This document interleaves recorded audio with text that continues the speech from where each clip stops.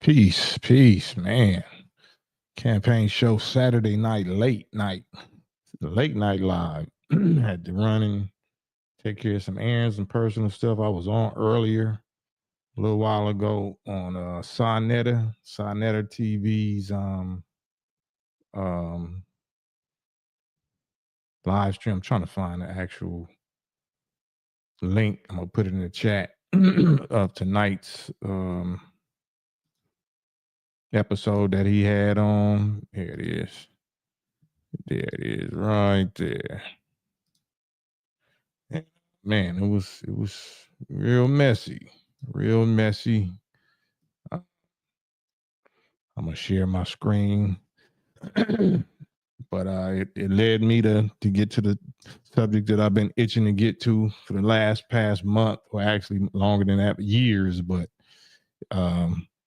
we wind it down all the way to Ramadan and Savior's Day and all that. So I want y'all to all check this out. I got it queued up on my screen share. I'm gonna play a little bit of it. Hopefully, Sonetta don't trip. Let me play a little bit of it because it just happened tonight. But boy, was that interesting, entertaining, and I had to issue some invites to those brothers first, especially to Zariak from the Hebrew Israelite. I forgot the name of his clique, his organization, but had to step on in there and issue the challenge, the God Showdown challenge, of which of course they declined and called me a demon. He declined and called me a demon. So, but this is the brother right here. This is fair use. This is from a few weeks ago, 2 or 3 weeks ago. This is the I ain't gonna say brother. This is the other that is claiming that he's a brother, claiming that he's a FOI named Khalil Shabazz. So, respectfully, as respectful as can be, as possible, but civilized, civilized opposition. So he was debating with Tazariak today, but he had posted something up on Instagram talking about mocking the FOI. I'm talking about Tazariak, his Hebrew Israelite organization. Since I had a couple of discussions with him on YouTube Live, I thought it was more respectful, you know what I'm saying? Even though I knew it wasn't. But I was just waiting for the opportunity for me to witness it for myself, hearing him talking real crazy about the NOI and the leadership and the God of the NOI. So that was just what I needed. This guy here, Khalil Shabazz, claims to be a FOI, but we're going to hear what he has to say about Minister Farrakhan. This was 3 weeks ago on Sonetta, and then Sonetta is the moderator of the channel that they was on this evening that I hopped on and said my little piece. But let's listen to what he has to say, what he had to say 3 weeks ago, and then we're going to go screen share on what happened tonight. Let's go. But the question I have for the brother is, first of all, I love Honorable Elijah Muhammad and the brother Farrakhan. Are you against Farrakhan? Are you FOI and against Farrakhan? Well, I'll say this about Farrakhan. I'm not with him. I'm with the Honorable Elijah Muhammad. I believe that what the Honorable Elijah Muhammad taught us. He said, I'm not with Farrakhan. I'm with the Honorable Elijah Muhammad. Let's bring that beat back a little bit. I believe that what the Honorable Elijah Muhammad taught us. He taught us that he is the messenger of Allah. He taught us that Allah chose him to teach the black man. At the time that when Allah chose the Honorable Elijah Muhammad, it was 17 million. When all of us joined the Nation of Islam as FOI, we say that our job is to deliver the dead to deliver the 17 million to the Lamb of God, the Honorable Elijah Muhammad. That means all black people. That's what Farrakhan accepted. That's what Muhammad Ali. All of us who joined the Nation of Islam joined something that was around before we came. The teachings of the Honorable Elijah Muhammad was around before Farrakhan joined. So when Farrakhan Fair use. I had to stop it. Fair use. He's saying the teachings of the Honorable Elijah Muhammad was around before Farrakhan came around, but for whatever reason that you're not seeming to mention, the Honorable Elijah Muhammad made Farrakhan his national representative, second only in command, second only to himself. So if Master Fard Muhammad gave Elijah Muhammad his teachings, and Elijah Muhammad gave Farrakhan the seat of authority over everybody in the nation except himself. And he said that Farrakhan's teaching is a bearing of witness of what Allah, Master Fard Muhammad, gave to me, end quote. Then how can you be with Elijah and not be with Farrakhan? But let's continue. Decides to change a teaching to benefit him, or just he said Farrakhan changed the teachings to benefit himself.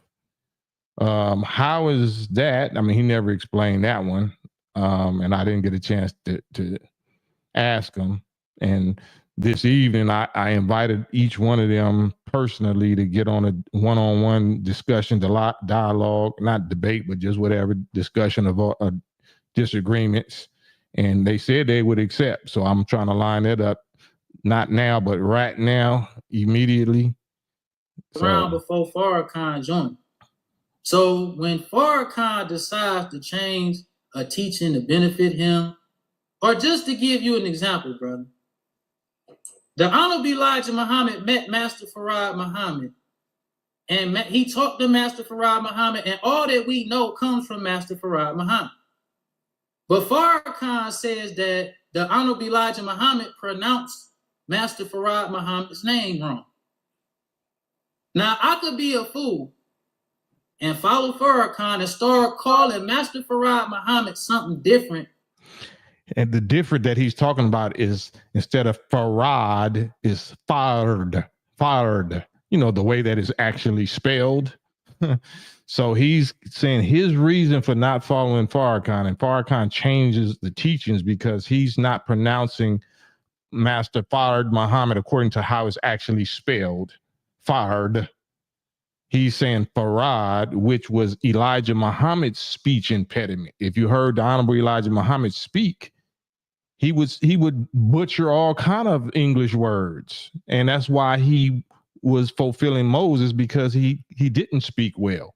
He needed an Aaron, you know, somebody that's eloquent in speech, that know how to put his words into the proper, you know, fine language that they really supposed to go in. Right. So his reasoning, the guy right here is saying that Farrakhan is a hypocrite, and he changed the teaching, and you'll be a fool to follow him, because instead of calling him Farad, like Elijah Muhammad called him, he says it's Fard, how it's actually spelled by the man whose name it is. And, you know, well, let's keep listening. From what the messenger taught, which would be stupid, because Farrakhan didn't know about Master Fard Muhammad. All he know about Master Fard Muhammad is what the Honorable Elijah Muhammad taught. Okay, and then the question is, did the Honorable Elijah Muhammad teach him more detailed hadith, more specific personal teachings about Master Fard Muhammad and about himself and about Farrakhan's fulfillment of his own identity than you learned about who Master Fard Muhammad or who Elijah Muhammad is? Why weren't you, or whoever your organization represents, the national leader, national representative of the Honorable Elijah Muhammad and the Nation of Islam for 20 years? Why was it Farrakhan instead of you and your guy, or whoever your guy is? So we all accepted the Honorable Elijah Muhammad as the messenger.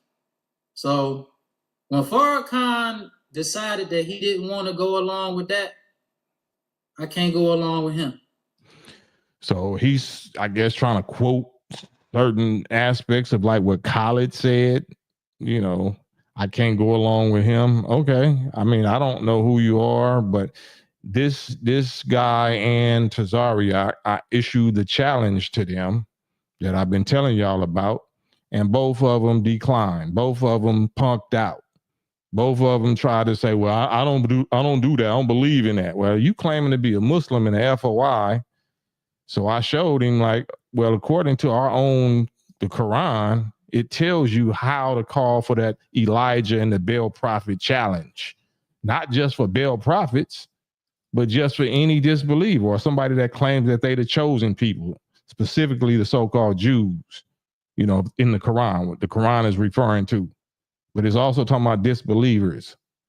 So in the Holy Quran, chapter 62, verse 6 and verse 6 and verse 7, it say, "Oh, you who are Jews, if you think, or Hebrew Israelites or real FOIs, if you think that you are the favorites of Allah to the exclusion of other people, then invoke death if you are truthful." In other words, pray for the curse of Allah to be on the liar. But they will never invoke it because of what their hands have sent before. They will punk out and decline just like both of them dudes did. So I wasn't there to debate and make noise and all of that because that was all futile. That was giving me a headache. But I was just looking for my little double Dutch, entry to where I can just issue that challenge publicly while everybody was witnessing Sodnetta and all of his, his fans and everybody who had fans and followers there, just to show the punk. This is supposed to be God business. It's supposed to be life and death God business. And they did exactly what the Quran said they was going to do. They would never invoke it. They would never accept that challenge because of what they know their hands have sent before, the dirt they already been doing in the name of God. So they don't want to really put their life on the line. They don't want to do what Elijah Muhammad did and Farrakhan did and nothing like that. They don't want to put it, especially publicly, put their reputation or their life or none of that on the line. But Brother Cam, a true follower of Farrakhan, definitely couldn't wait to do that and couldn't wait to blast the results, to broadcast the results. That's what I'm doing right now because I just got back home. So that's what the Quran say on that. And then it say on chapter 3, family of Amran, chapter 3, verse 61 all the way to 64. It say, "Whoever then disputes with you in this matter after the knowledge that has come to you, Mr. FOI or Mr. Hebrew Israelite, it say, come, let us call our sons and your sons and call our women and your women and our people and your people. And let us all be earnest in prayer and invoke the curse of Allah or whoever your God is on which one of us is the liars." Right?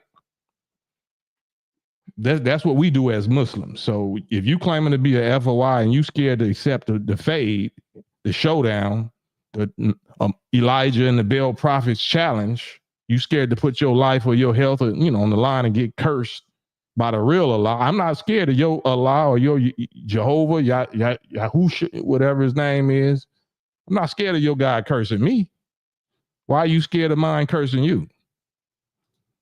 And then my man's calling me a female, like, you know what I'm saying? Like, I'm emotional. Y'all been the one screaming for a whole hour or more. And I had to sit back and be quiet and wait for my little turn to speak. And then once I put that out there, everybody got this scattering like parasites. It's like you drop clove water or wormwood on parasites. Yeah.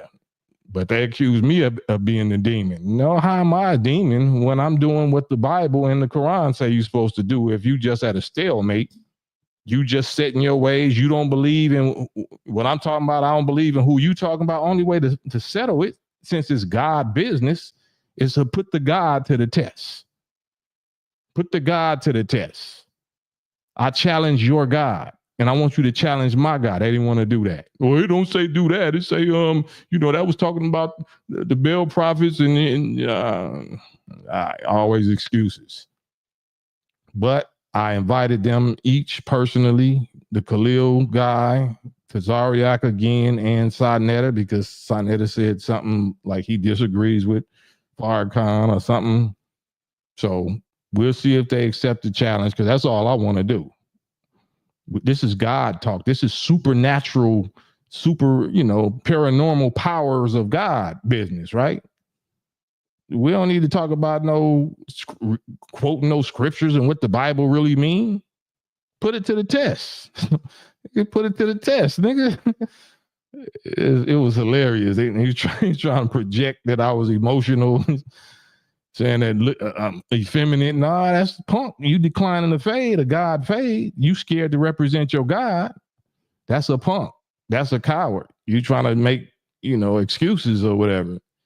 It ain't got nothing to do with us getting physical and tough guy or looking effeminate or looking like a female, acting emotional. You the one with braids. You got braids. You was the only dude on there with a female hairstyle if you want to go there. Because, I like to roast. And I never was able to really go there because brother didn't never, open himself up like that. So you're dealing with a disbeliever and a hypocrite. A disbeliever and a hypocrite. So, my man with the FOI uniform calling Farrakhan a hypocrite. So they was like, well, y'all own brothers, your own fellow brother, y'all can't even agree. I'm like, that's not my brother. That dude with the FOI, so old played out FOI uniform, that's not my brother. If Farrakhan is a hypocrite to him, you definitely not my brother. And I told him that with a smile, pleasantly and respectfully. Oh no, you're my op. You're the judgment starts at the house. You're the op. So I can't even charge Tazariak with that or Sonetta with that. They don't claim to be FOIs. They're just disbelievers. The hypocrites are the worst. You deal with the hypocrites first. So that's what I'm on. So let's see if I can go over here real quick. And let me share this screen because I was trying to give in a short amount of time that I had. I was trying to give them references in the Bible. And this is one of the main references right here. It was about 1 Kings 17, verse 17 all the way to verse 40. And that's talking about the example of Elijah and the Baal prophets. And 17 say it came to pass. Let me put this on here straight. Hold on a second. It said, pardon me. It says, and it came to pass when Ahab saw Elijah that Ahab said to Elijah, are you him that troubleth Israel? So, my man claims to be Israel, Hebrew, Jewish. So, yeah, this is right in line. Are you the one that troubles us, Hebrews, Mr. Elijah, or Elijah's followers calling yourself Muhammad? Yeah, definitely. I'm him. He is I, and I am him. He answered, I have not troubled Israel, but you and your father's house, in that you have forsaken the commandments of the Lord, and you have followed Baal or Balaam. Now, therefore, sin and gather to me all Israel unto Mount Carmel. Mount Carmel. I'm kind of caramel skin. Mount Carmel, and the prophets of Baal had 450 prophets on their team. 450 of them brothers. Yeah, I'm saying against that one little Carmel guy. I mean, the one Elijah guy on Mount Carmel, right? Elijah came to all of the people and said, how long halt you between two opinions? If the Lord be God, then follow him. If it be Baal, then follow him. And the people answered him not a word. Then said Elijah to the people, even only I remain a prophet of the Lord, but Baal's prophets are 450 of y'all against me, against little old me. So it just tell you that, he was mocking. As a matter of fact, it say on 27, it came to pass as at noon, Elijah mocked them and said, cry aloud, for he's a God. He's either talking or he's pursuing or he's in a journey or he's asleep or he must be awakened. Like, where your God at? Why are you scared to, first of all, you scared to even do this challenge with Elijah, the little sons of Elijah, let alone you ain't finna go this far with it to where I get to mock you because your God ain't showing up and doing nothing. And I ain't talking about striking an altar. I'm talking about striking this altar. The living altar. Oh, y'all want no parts of that. I got a demon because I'm confident and challenging your fake God to my real God. I got a demon. Oh, okay, well, I'm on demon time like a month. So, but yeah, let me see if I can share this other screen over here. And this is fair use. I don't want to strike the channel. So let's see if I can get this in without. So can y'all see that? Let me know if y'all can see that before I continue. Let me know if y'all can see that. Can y'all see that? Can y'all see Tazariak?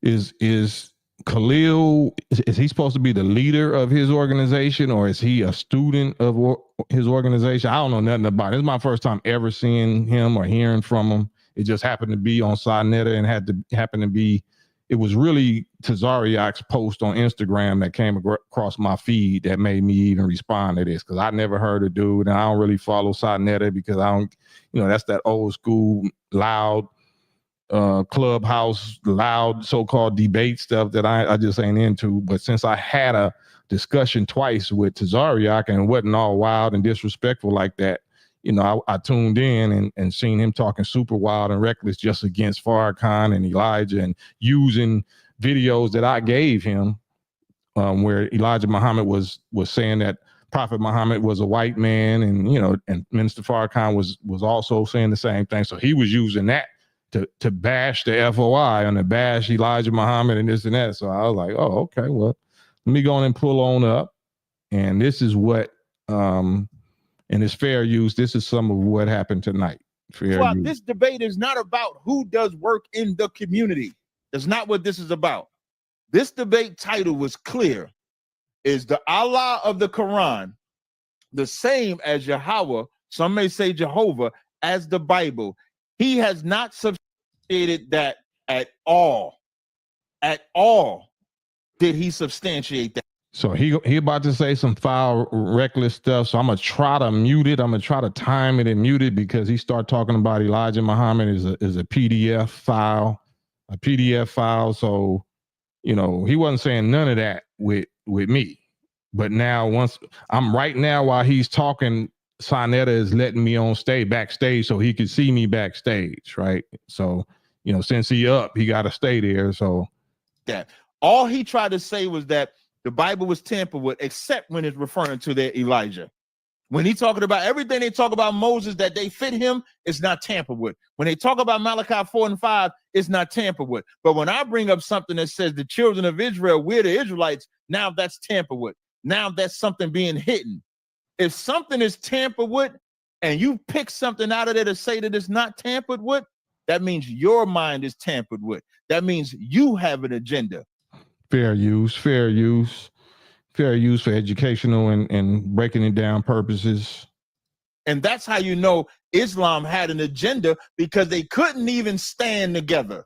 When Malcolm X was given that order to not say nothing about JFK and he didn't listen, when he left, he started telling all the secrets then. He started telling about Elijah being a pedophile. The only bad part about that is, for Malcolm, if you knew he was a pedophile when you was there, why did you even stay in there? So which one is the truth? Either he was a pedophile or he wasn't, because you supported that pedophile by him doing that. That's him. So fair use, and I just let it play. I just let it rock, trying not to get no whatever for this channel, but I just rather just let it fly. So he first went out there.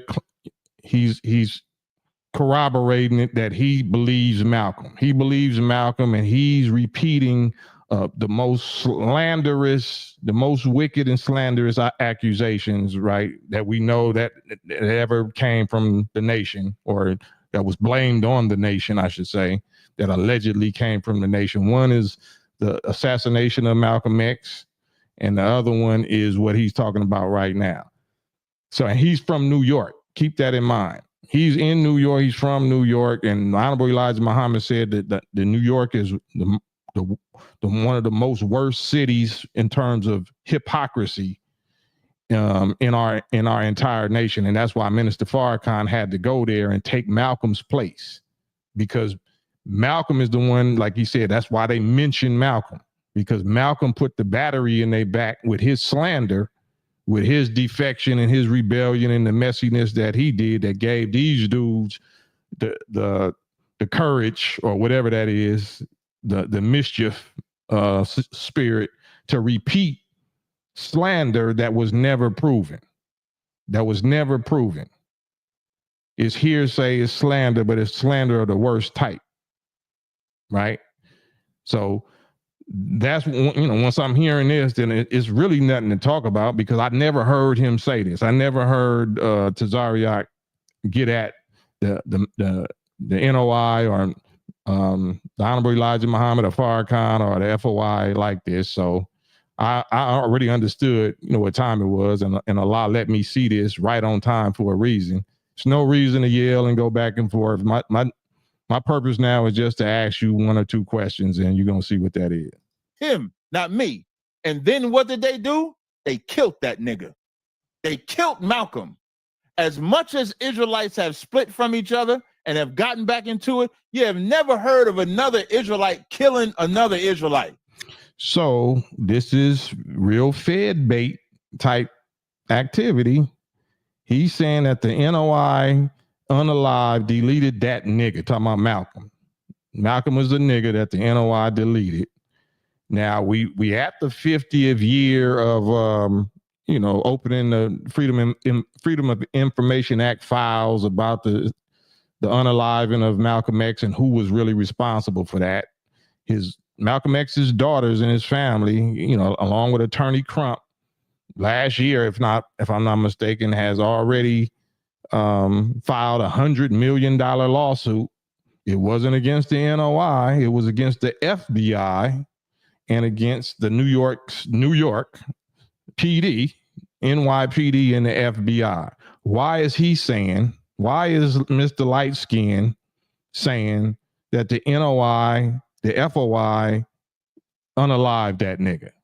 Why would you be saying that when we have Freedom of Information Act, FOIA, declassified documents about exactly who did it? So much so that Malcolm X's own daughters and family has filed a $100 million lawsuit against the government, against the FBI, and against NYPD. But you know better than them. Wow, man, damn, powerful closing, man. Was that powerful? On both sides, powerful closing. All right, this is the part where we begin to open up the floodgates. Remember, come in, ask a question. Once the teachers up here say, yo, you could get rid of him, sir, I'm done with him, I gotta let y'all go. You got the cam up, and the first brother, West Coast Cam, let's go. You up, brother? Look like tonight. Unmute yourself, let's go. Fair use. Salute, Sonetta TV. I'm gonna put the link up to this in the description when I get off of here. So hopefully he don't trip and he don't try to, So I didn't get that energy from him, but since that's me, I'm saying I should have the right to replay myself, especially if it just happened a little while ago. So let's listen. There we go. Greetings. Can you hear me? Yep, I can hear you, brother. Man, thank you for having me. I'm the brother that sent Brother Tazariak the video. We actually had a couple of what I wouldn't call it debates, but discussions about similar topics a few months ago. But it wasn't none of this energy. It wasn't this kind of disrespect. So I didn't receive it like that. You're a Muslim, brother? You're a Muslim? FOI, 35 years. Man, you just completed treason, brother. That's called treason, what you doing there, brother. What's treason? You sending Israelite messages, helping out to Israelite brother. FOI, brother. Yeah. We don't hide information. We don't hide knowledge and information. Man. Let's go. Go ahead, brother. Yeah, no, I know it's comedy. I know you keeping it this spirit like. No doubt. But sadly, though, I got like two questions real quick, or three questions if you don't mind. The first question is for Khalil, you say you FOI, and you asking Tazariak who his leader is, and you said, Listen, if you've been in a car accident, don't call an attorney. Use this. okay, let me get past this. Clearly, so who is your leader right now in the absence of Elijah Muhammad in your organization that doesn't accept Farrakhan? So if he's talking about he's with Elijah, and then you're going to see later on, I asked him, like, well, do you believe Elijah Muhammad is alive on the wheel? He's like, no, I believe Elijah Muhammad is dead. So you're not with Farrakhan because you say he changes the name of Farad to Fard. So you're not with that because he changed the teachings. And you can't be held accountable by Honorable Elijah Muhammad because you believe he's dead. So who is your leader? Like, or are you the leader of a new spinoff group that I'm not aware of? Is Khalil Shabazz like the leader of whatever his FOI organization is allegedly called? I don't know. Maybe y'all might know that in the chat, but I don't know. That's why I asked. We still accept the modern Moses, just like after Moses died. Who is the Aaron? When Moses died, they wasn't talking to Aaron no more. No, I'm asking you, who is the Aaron? Who is the Aaron to you? Well, that's just a story that Honorable Elijah Muhammad taught us. There's no literal Aaron, but he just said the whole time. He just said Elijah was the Moses, right? But now when I corner him and say, okay, well, who's the Aaron? Oh, that's just a story. It wasn't really no Moses. Really, I was like, geez, Louise. So do you believe that Elijah Muhammad is physically dead, or is he alive on the wheel? What do you believe? I believe he's physically dead. All right. And Brother Tazariak, do you believe that your God, is a spirit or a man? No, the Most High is a man, not like you and I. Exodus 15:3 says the Lord is a man of war. He sits on the throne. So for us, he's a man. How's he different than us? What do you mean? You said he's not like us. Meaning his power, his greatness. He's never been on this planet physically. Wow. One other thing I want to clear when you mentioned about. He said, Tazariak said that God is a man. He's a physical man, but he's never been on this planet physically. I want y'all to hear this. You know what I'm saying? Because I didn't really get a chance to go into it because I was still trying to be respectful to everybody else that was on the panel that didn't get a chance to speak and wanted to speak. But I wanted to go so hard into the, in the paint on this and break the backboard. He said that God is a man on a throne, but he ain't never been on earth. He ain't never been on earth before. That you had when you and I sat. I never heard of another. Three questions, if you don't mind. The first question is for Khalil. You say you FOI, and you asking Tazariak who his leader is, and you saying that Elijah Muhammad represents the Moses, but then he didn't speak eloquently, so he needed somebody to speak, clearly. So who is your leader right now in the absence of Elijah Muhammad in your organization that doesn't accept Farrakhan? We still accept the modern Moses, just like after Moses. How could your leader be dead? If you think that the modern Moses or Elijah Muhammad is dead, I'm saying, who is your leader? You're following a dead Elijah? Like, do y'all have a military structure? Do y'all have a chain of command? Do y'all have authority? Do y'all have rank? Who is the leader? What is that? Like, who do you follow if you claim Elijah, but Elijah is physically dead, according to y'all belief? Who are you following? Moses died. Who is the Aaron? When Moses died, they wasn't talking to Aaron no more. No, I'm asking you, who is the Aaron? Who is the Aaron to you? Well, that's just a story that Honorable Elijah Muhammad taught us. There's no literal Aaron, but we can use that. So do you believe that Elijah Muhammad is physically dead, or is he alive on the wheel? What do you believe? I believe he's physically dead. All right. And Brother Tazariak, do you believe that your God, is a spirit or a man?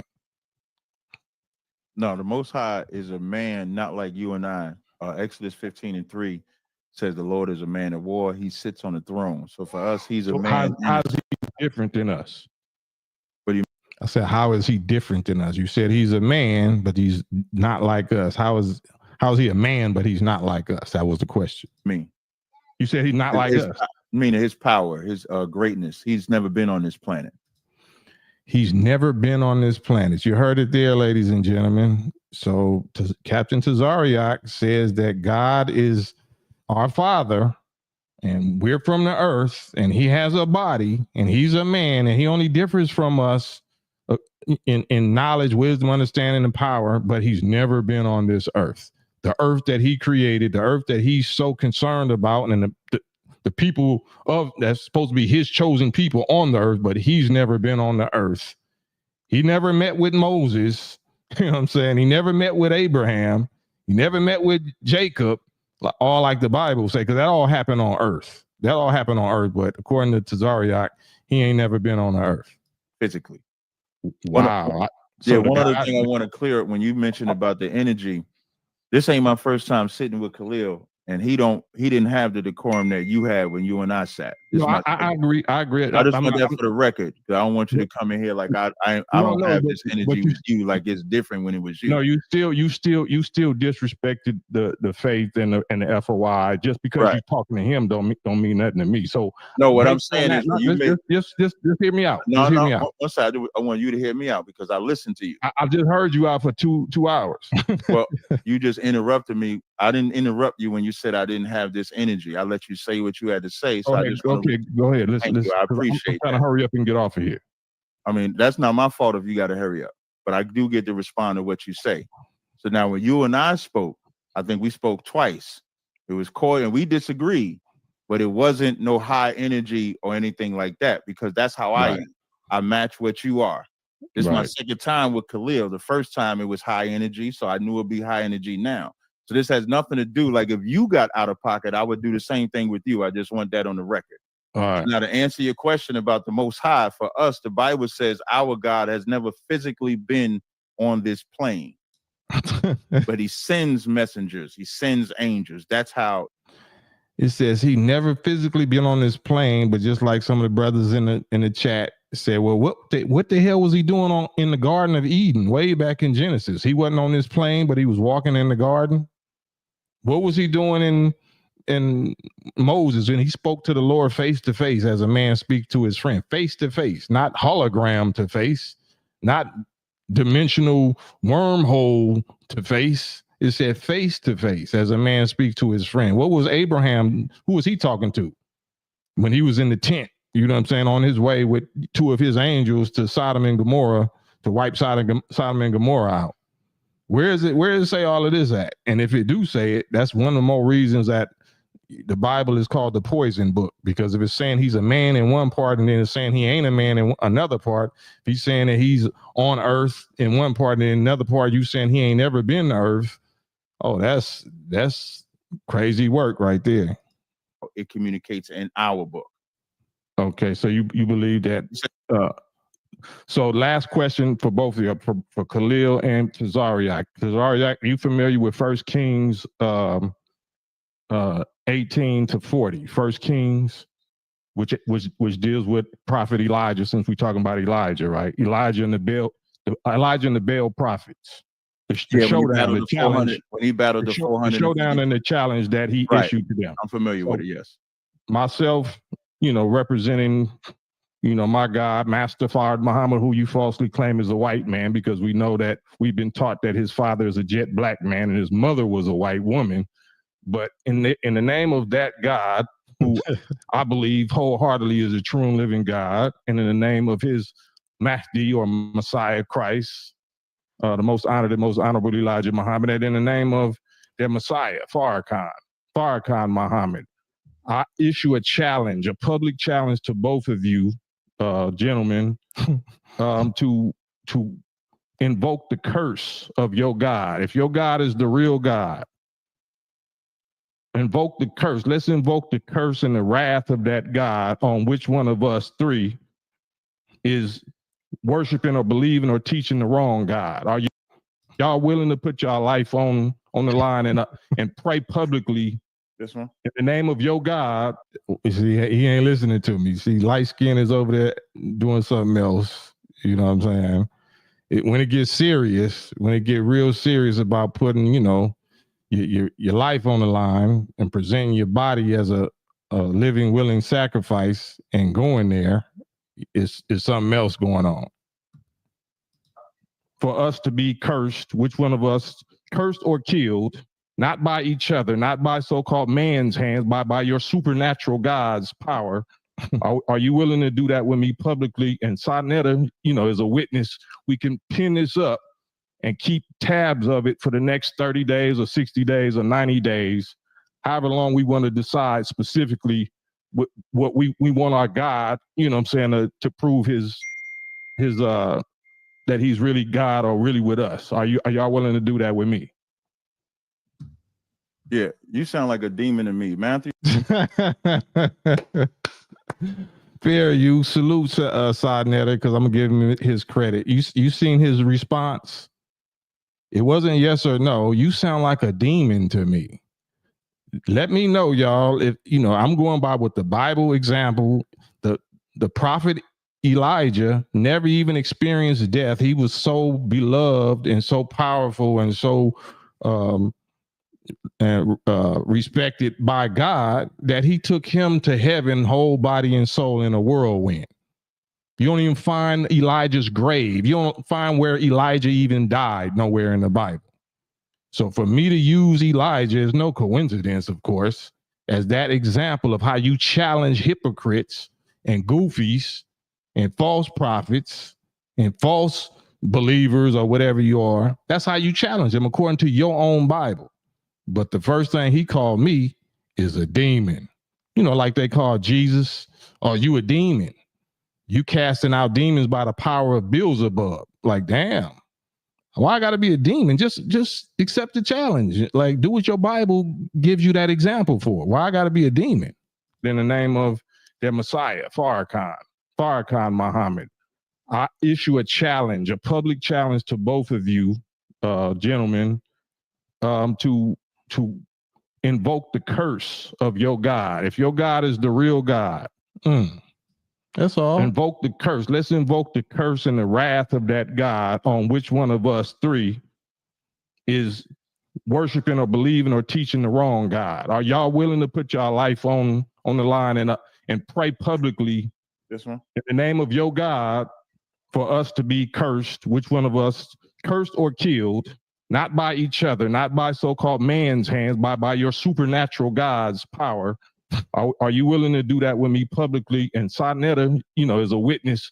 We can pin this up and keep tabs of it for the next 30 days or 60 days or 90 days, however long we want to decide specifically what we want our God, to prove his that he's really God or really with us. Are y'all willing to do that with me? Yeah, you sound like a demon to me. Matthew's the 4th chapter. No, it's the Bible. It's in the Bible. Hold on, you got to let Captain respond. Let him respond. I mean, the emotional man to interrupt. I said 3 words. You sound like a. Wow, he calling me emotional. Let me know, man. If anything, I was trying to be too calm. I might have sounded a little, too calm, but he called me emotional. Y'all let me know. Was that that little demonstration or that little challenge, was that emotional to y'all? Demon in me. That was a battle of proving whose God was real by calling fire out of heaven when you mentioned in 1 Kings. Neither side threatened with death to each other.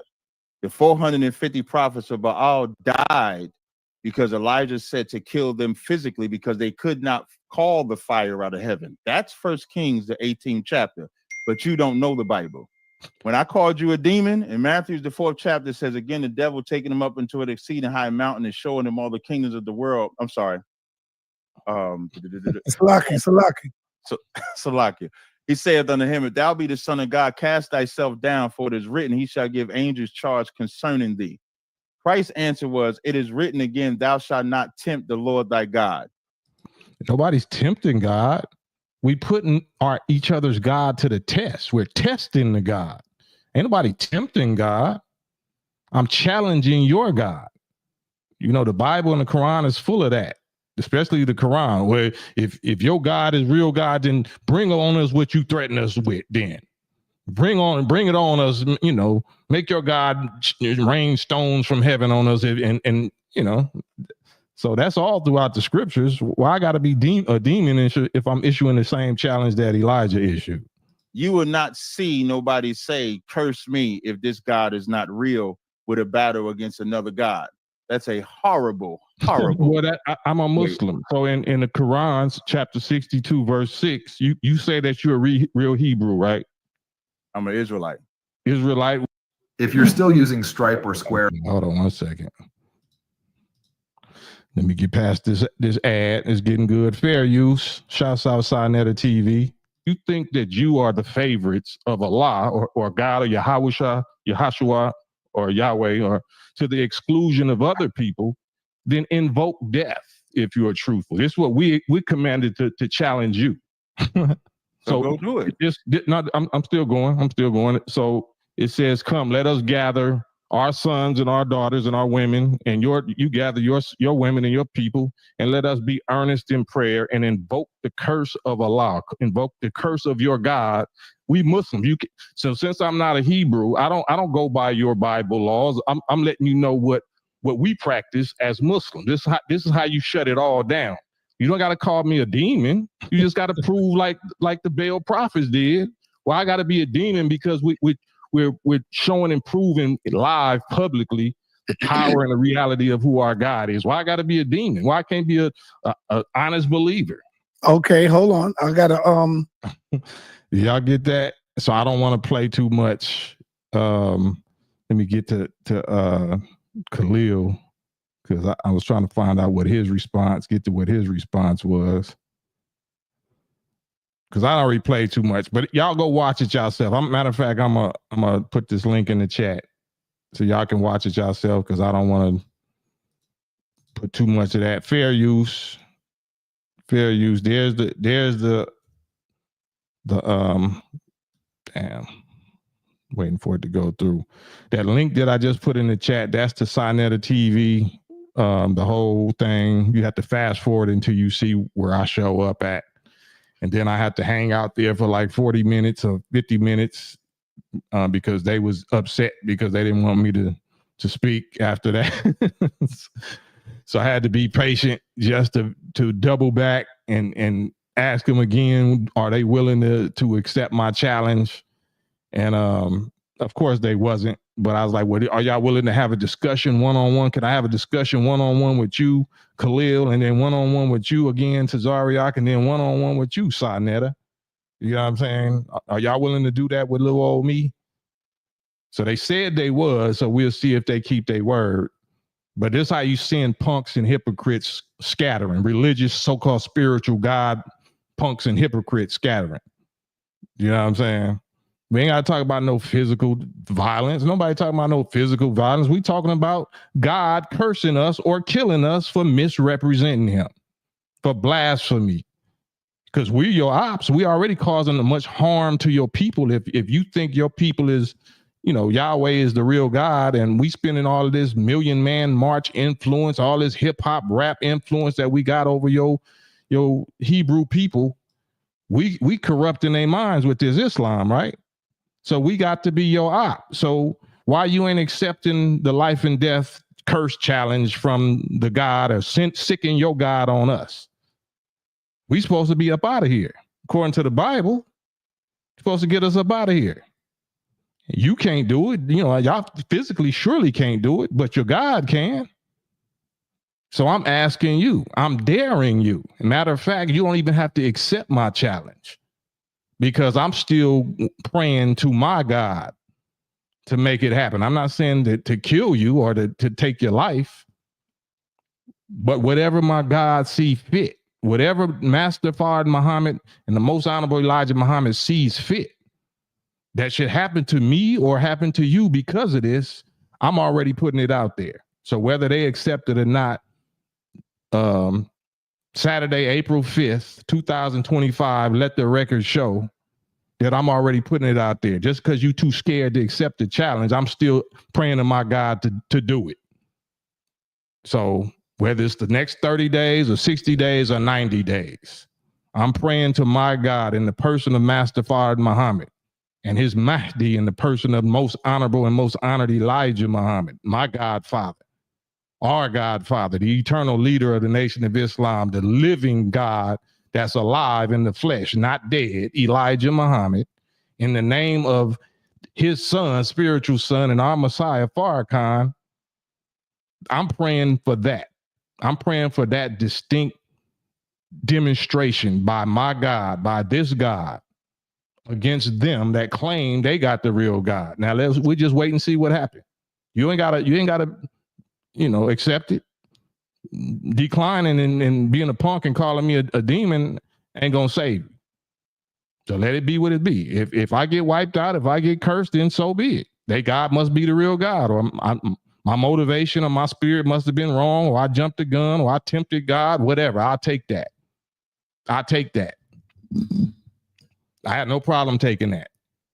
So now let's see what happened. All praise is due to Allah in the person of Master Fard Muhammad, to whom praise is due forever. And all praise is due to Allah in the person of his Mahdi, the eternal leader of the Nation of Islam, the most honored and most honorable Elijah Muhammad. And all praise is due to Allah in the person of their Messiah, Farrakhan. And all praise is due to Allah and you, in the person of each one of y'all that's watching. Honorable Elijah Muhammad said every righteous person is Allah. But there's rank, there's a head, there's a chain of command to Allah. There's an authority structure.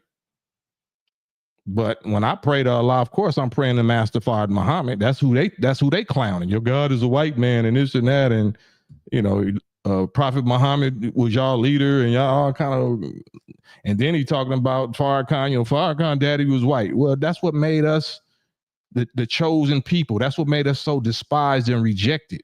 If you claiming to be the chosen people and you claiming that you ain't got white slave master male blood in your bones, that's not why you light skinned. Mr. Hebrew, that's not why you light skinned. Which one of our black women and girls, our great grandmothers, our foremothers, wasn't RAPE'd by the slave master and produced light-skinned children that nobody wanted? And you trying to mock that, and you claim that the seed of Abraham and what genetic condition the seed of Abraham is going to be in, the children of Israel was going to be in after 400 years of bondage and 400 years of so-called PDF files that was done to us. Yeah, you need to be cursed. I pray and ask and humbly beg my God in the person, Master Fard Muhammad, in the person of most honorable Elijah Muhammad, and in the name of their Messiah, Farrakhan Muhammad, to absolutely show a demonstration regarding this specifically. And I'll leave it there. You know what I'm saying? But this is what we want. We all act like we want beef and fades and all that. Y'all don't want this. Y'all punks.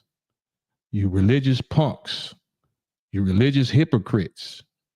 Religious con men or pimps or something. Because you don't want to run the real thing. Because that's what this is all about, right? You want people to follow your God and put their whole mind, soul, body, strength, everything into your God, right? Give them your life. Well, in a nation, it say our life, you know what I'm saying? Death, everything is for Allah, right? So you should be the same way with your Yahweh or your Jehovah or your whoever your God is, Khalil guy, the Khalil guy with the FOI uniform on. Who is your God? Who is your leader? I ain't know, I couldn't even get there with him. That's why I want to get them one by one and see if they'll show up and not 304 up, not get scared and call me a demon, whatever. That's emotional. They just get to it. You want to do it or you don't. You said you don't. You decline. You know what I'm saying? I don't decline though. So you thought that it was like some vampire principle, like where you have to be invited in for the curse to work. No, it's that ain't. It's still going. You know what I'm saying? Because it's time. Grace for all that BS and that blasphemy is up. grace for blasphemy against the Holy Spirit and against the real, true, and living God is over with. Now it's time to see what happened.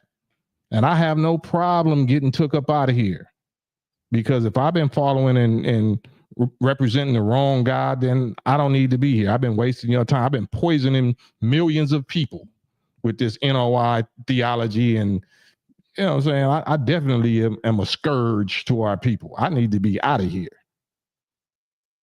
But by the same token, if you guilty of that, I think you need to be out of here, but not by my hands, because I didn't create you. So I'm not justified in being the one to physically take you out, because Muslims don't aggress physically or verbally in nothing. We just respond, we retaliate. So since you heard the aggressive offense, verbal offense, then my response is this, and they don't want to match that response. They don't want to accept that, to where the people can keep track of them and monitor what happens to their life or to their, you know, their health or whatever. They don't want to be able to say, yeah, I'm doing a 30-day fast right now. I'm doing a 30-day God curse challenge right now. So we monitoring each other every day. I don't want to do that. I want to get your hair braided and talk loud and talk tough. Y'all don't want to put the God power to the test. I don't want to. Y'all don't want it. So, and I didn't know I was getting emotional. You know what I'm saying? I thought I just said a few words after listening respectfully for 2 or 3 hours. When it was my time to talk, niggas couldn't even let me finish the sentence.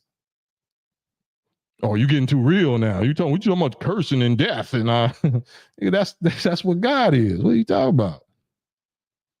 But yeah, man, that was very entertaining, and that's the time and the energy and the level that I'm on right now, and that's what I want to hear from y'all on. I want y'all to share this, hit the like, subscribe, share, all that good stuff. Here's the StreamYard link if y'all want to hop on with me right quick and talk about a little bit about what you just heard and what I said. Do I seem like a demon? Am I out of bounds? Am I emotional? Am I effeminate? Am I rainbow emotional for saying this? Or is this like real man business, what you really supposed to stand on? Because I ain't the one spreading gossip about somebody being a PDF file or somebody assassinating their own brothers. Like that's very estrogenish. That's very light-skinned, female-ish. You know, if we gonna roast, I definitely can roast. I got jokes. But this ain't a joke. I can laugh about it because, you know, eventually Elijah started laughing and mocking and joking against them Baal prophets. So I'm definitely going to mock. I'm going to laugh now. If you laugh at us, you mocked us. So let me show you how that other side of the mocking coin go, that mockingbird, mockingbird lane. Yeah. All Arisha Creole, they even teach King James is black. I mean, you know, it's but anyway, salute to all my mods, Wrench Mob Squad in the building, Ahmad Jabril, Nate the Greatest. I think I seen the Elmatic Honor Roll. Salute Honor Roll. Man, Adrian, my bro Adrian, Big Adrian X. But hey, man, I don't know what to tell you. I don't know what to tell y'all. Elmatic, let me know, man. Give me y'all thoughts, man. Give me y'all thoughts. If I don't really get no more interaction, I'll get off of here because we almost at an hour, so I kept it under an hour. Let me know what y'all think in the comments. Like, subscribe, share, all that good stuff. Definitely share this because I wanted to go super viral among our community, not for just the general public. I'm talking about among all these conscious, religious, whatever, spiritual, woke folks. You got anything negative to say about Farrakhan or Elijah or the nation, you know you've been saying it to other people, but you don't want to say it to me. Once I show up, then you want to call me a demon for making you stand all the way on the business that you claim you putting your life on. You claim that this is the author of your faith and the controller of life and death, and you don't want to stand on it? You don't want to stand on your life and death God business? geez, Louise, what you think them examples is in the Bible for? Why is the Elijah and the Baal prophet example even in there for? If we ain't supposed to repeat it, if we ain't supposed to duplicate that, we ain't supposed to use that same challenge on the people that just set in their ways against us and our God. What else are you supposed to do? Yeah, you call me a straight demon. Madame. Yo, Cam, salute. Peace, man. Salute. Did you get a chance to see any of that circus act earlier? Yeah, man. You know what? I was actually watching it, right? Mm-hmm. And I was like, oh man, this is crazy. Next thing I know, I saw you on there. I was like, oh, smack. I think Cam was. So yeah, I watched it, man, and you know, it definitely was a roller coaster over there. Yeah, I mean, I couldn't tolerate too much of I think it's an echo on your phone. I couldn't tolerate too much. It was real slow, and my man's voice, the Khalil dude's voice, was too like chalkboard scratching, like, and it wasn't really going nowhere. It was saying the same thing over and over. Me, I like to just cut straight to the chase. I like to just go straight at the point, and then, you know, however y'all want to talk and verbal gymnastics after I, you know, drop the little bomb and set my little bomb off, that's on y'all. But I don't got no long talk, not for characters like that. We already know you disagree, so what are we gonna do about it? What are we doing about it? You claiming God. This is how God says challenge and handle and you know, dispute or call for a showdown. They don't want to do it. That's a coward. How are you claiming to be a soldier or a warrior or whatever of God? Got all this tough talk for everybody, but you won't stand on your own God business. What you think about that? Am I wrong? Am I emotional? Is that me being effeminate? Am I being a little rainbow fruity for doing that? No, not at all. Do I still got an echo? No, you sound good. Okay, cool. No, man, because I thought you was on point because you know, when I used to listen to the Israelites, I remember all you know, when they be out on the streets, what they call the highways and byways, they were like, if you ain't doing this or if you ain't following this, the Most High gonna destroy you and whoever stand next to you and all this. So it was like, to me, it was like, I don't see the difference between that and kind of like what you were saying. Okay, hey, if your God is the Almighty, what you say, let's do this. And yeah, hit me with that hit me with that supernatural or that supernatural miracle public demonstration, or exorcise this demon. If I got a demon, then you're supposed to be able to cast this demon out.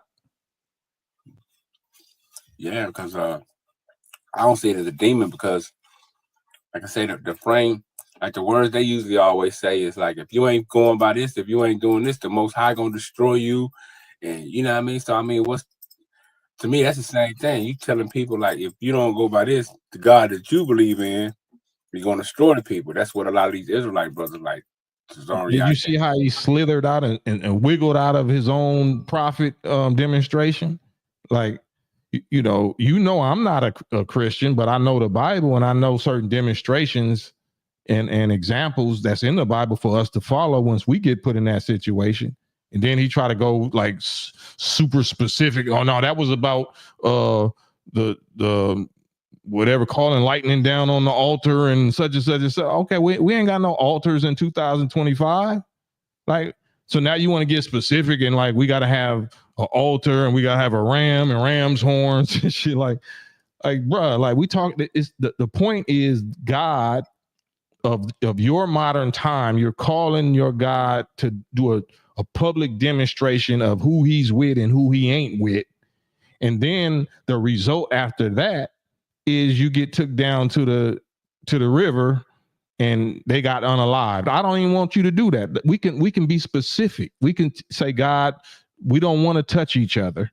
You know, your God, dear Father God, you know, Yahshua that you pray to, and Allah, Master Father Muhammad, we both agree. Now we don't want, after you demonstrate, you know, what you demonstrate, we don't want neither one of us to have to touch each other and shed each other blood or unalive each other. We want you to do it. We want you to do it, God, whichever God is the real God. Do you agree with that, Tazariak and Khalil? Like, no. They went red on not red. What's red father on Friday? You want some more? You want some more? No. they don't want no parts of it. So you can't make a coward accept man shit. You can't make a hypocrite or a disbeliever accept real believer stuff. So that's how you shut it down. Yeah, that's how you shut it down. I feel that because, hey, man, at least that's what they, according to the doctrine I heard, when I used to study the Israelite brothers, according to them, if you ain't going by this, according to what this says, the Most High gonna destroy you. So to me, that's the same. It's almost synonymous to me because you telling me if I don't do what your God say, I'm out of here. Right. Ain't that the safest way though? Don't that seem like that's the safest, most non-violent way? We leaving it all up to the supernatural, all-powerful God that's different than us, that don't even be on earth. So let's leave it to him. Only he can create rain, hail, snow, earthquakes, calamities or whatever that it wasn't the Muslims. Then we didn't follow you and try to do something to you to make the challenge look like we won. No, we asking that we don't touch each other. We can alter the thing for modern times so we know that we're not guilty of what he's saying. We killed Malcolm. Them niggas killed Malcolm. Damn, bro. Everything shows you that the FBI did it, and the NYPD. Why are you saying we did it? Damn, FBI fed bait. If the FOI did it, he had his own organization. He had his own security. He had his own everything. You know what I'm saying? Why are you saying that the NOI did it when his own family ain't saying that? When the FBI records, when the documents that's been sealed for 50 years and now they finally being opened, just like the JFK files, that said that the FBI was behind it and the NYPD. Why are you saying the FOI did it? That sounds like a demon to me. That sounds like a demon. Somebody that come on sharing slander and talking about PDF file and assassination and stuff that you ain't bringing no receipts. You bringing light skin, female braid hair emotions. You're not bringing no documents. You repeating something Malcolm said that he never proved. Did he ever say what the ages was of the wives? What did he say? What their names was? Did he say that? So if you got all that to say, but you won't accept the challenge in the name of your God, you don't sound too confident about your God's protecting you. Especially if you're saying that the leader, the Khalil dude said that the leader of his organization got unalived by Muslims. Damn, so Jehovah ain't protecting nothing, huh? Jehovah letting Muslims take him out? Shit. I don't know, man. I don't know what to say. Because our Elijah and Farrakhan ain't no Hebrews took them out. Ain't no ops took them out. So, but yeah, that's just something I just wanted to recap on, or the opposite of cap, because I think that was cap that I was listening to. So this is decap, decapitation. This is decap. Yeah, man. I think the brother was he was acting weird to me, the brother Captain, because I noticed he kept saying if you want to learn how to be a man, do this, and I'm the only man on here, and I'm like, bro, that sound like you sound like you're intimidated. He sounded intimidated, if you ask me. Hey man, y'all seen it? Language, you know what I mean? Y'all seen it? No man that's confident with themselves needs to resort to that. You don't need to resort to slander or gossip or name calling and all of that. That means that that's entertainment. You're just trying to shock value, entertain. Shock jock. That's just shock jock. But none of y'all wasn't ready for that shock that I just hit you with. You wanna put your life on it? You want to invoke the curse of the God that, Bible said that shows you how to do it. And my Quran shows you how to do it. You don't want to do that. No, you a demon. You a demon. And look at you can't sit still. And it's like, man, what? What are you talking about? Yeah, and the funny and the wild part to me was it's like the only time they was quiet and let you talk is when you pose that challenge. When you start putting that challenge out, it's like the whole room was started like, oh, smack! What? My God! Put it up. Yeah, they don't want me to talk no more after that. After that, I couldn't even finish the sentence without them interrupting me. But I said what needed to be said, and you seen what the response is. Everybody's seeing what the response is. So Captain Tazariak and Khalil Shabazz, and Sarnetta, and anybody else that has a notable following. You have to have a notable following. You can't just be anybody off the street. You got to be handy with the steel, earn your keep. You know what I'm saying? You got to be a regulator. Shouts out Warren G. But I want it with each one of y'all. I want to issue this challenge because I don't want to debate. Debating, we finished with that. You gonna hold your line. You gonna believe in who you believe in, and you gonna keep saying and doing what you doing. I'm gonna keep on saying and doing what I'm doing. It ain't no other way to settle it, spiritually, if it's God business, other than calling on the God to settle it for us. And you scared to do that. That's rainbow. That's rainbow. That's Skittles.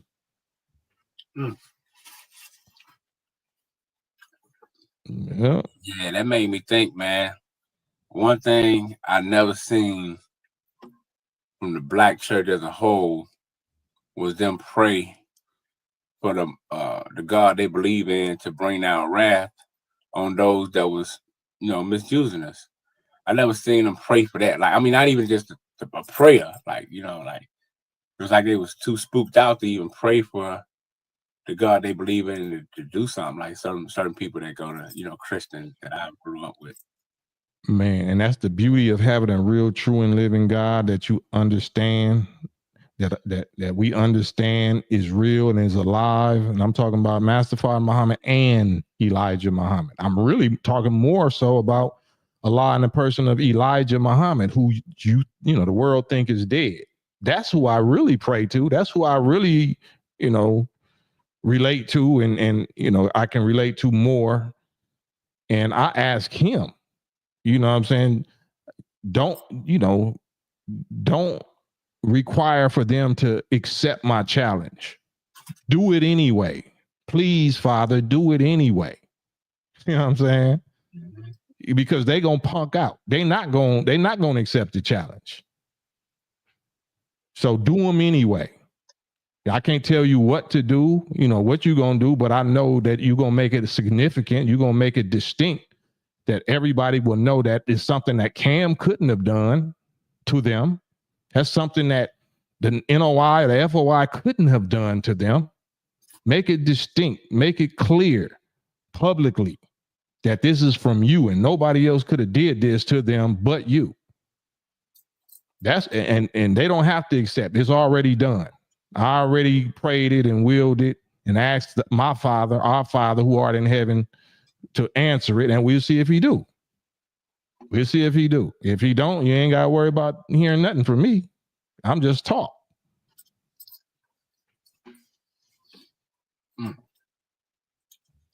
Yeah. I think it's time. I think God has given me the blessing to initiate this type of showdown and be one of the first people on this so-called social media world that represents, the Master Father Muhammad and the Most Honorable Elijah Muhammad and Minister Farrakhan or Messiah Farrakhan. They didn't tell me to do this. I'm not doing this because Farrakhan told me. I'm doing this because I study the Bible and the Quran, and I got my own communication with the God. So you can take that or leave it. You can believe that or not. I'm doing this because my own personal communication with who I believe is God in person. I'm following his instructions and they're just verified and confirmed by, you know, other stuff that's going on that people do and stuff that's in the Bible and the Quran and whatnot. So don't pin this on Farrakhan. Farrakhan didn't send me out to do this. Farrakhan is not saying do this. This is Brother Cam. If I'm in the wrong, that's 1,000% on me. Do not blame Farrakhan. Farrakhan didn't have nothing to do with this. Farrakhan didn't tell me to do none of this. Now you in the clear. I'm on my own, right? So you ain't got to worry about no whatever from the FOI, the NOI, nothing. It's just the God I claim to believe in. That's who I'm relying on. Now get at me.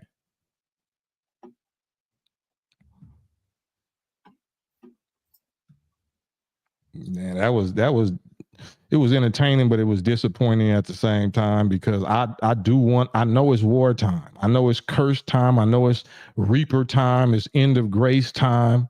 Like the Bible say, Jesus, think not that I come to bring peace on earth. No, I come to bring division. That's why you divide. It's divisive. No, it's time to divide. Time to separate the wheat from the tare. Time to separate the goats from the weeds. And bundle it, bind their ass up and throw them in the fire. This is God speaking. I'm not saying I'm going to physically do it. I'm going to verbally do it. I'm going to verbally do it because in the beginning was the word. And if God and his power and the forces of nature is really with me, then my word is going to be backed up by his power. So let's see. I want to see. I'm anxious to see. Otherwise, it is what it is. It ain't nothing. DJ X1. Peace, can you hear me?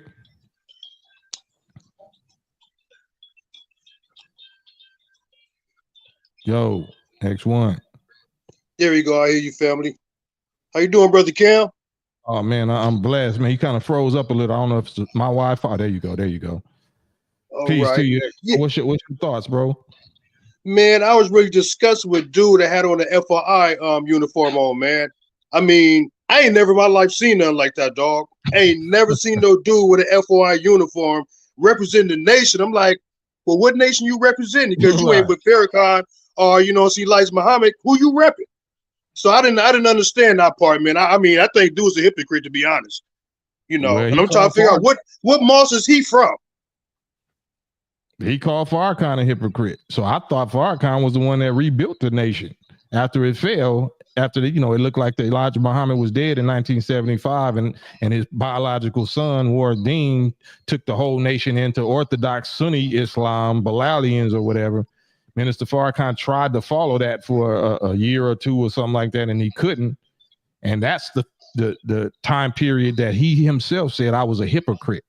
I was a hypocrite against Elijah Muhammad because I tried to go follow something else. I call myself respecting and honoring Elijah by following his biological son who deviated and took all of us away from Elijah Muhammad's teaching. So once he woke back up in 1977 and he started rebuilding the work of Elijah Muhammad, then goofball characters like the Khalil dude or whatever that, you where was you at? You know what I'm saying?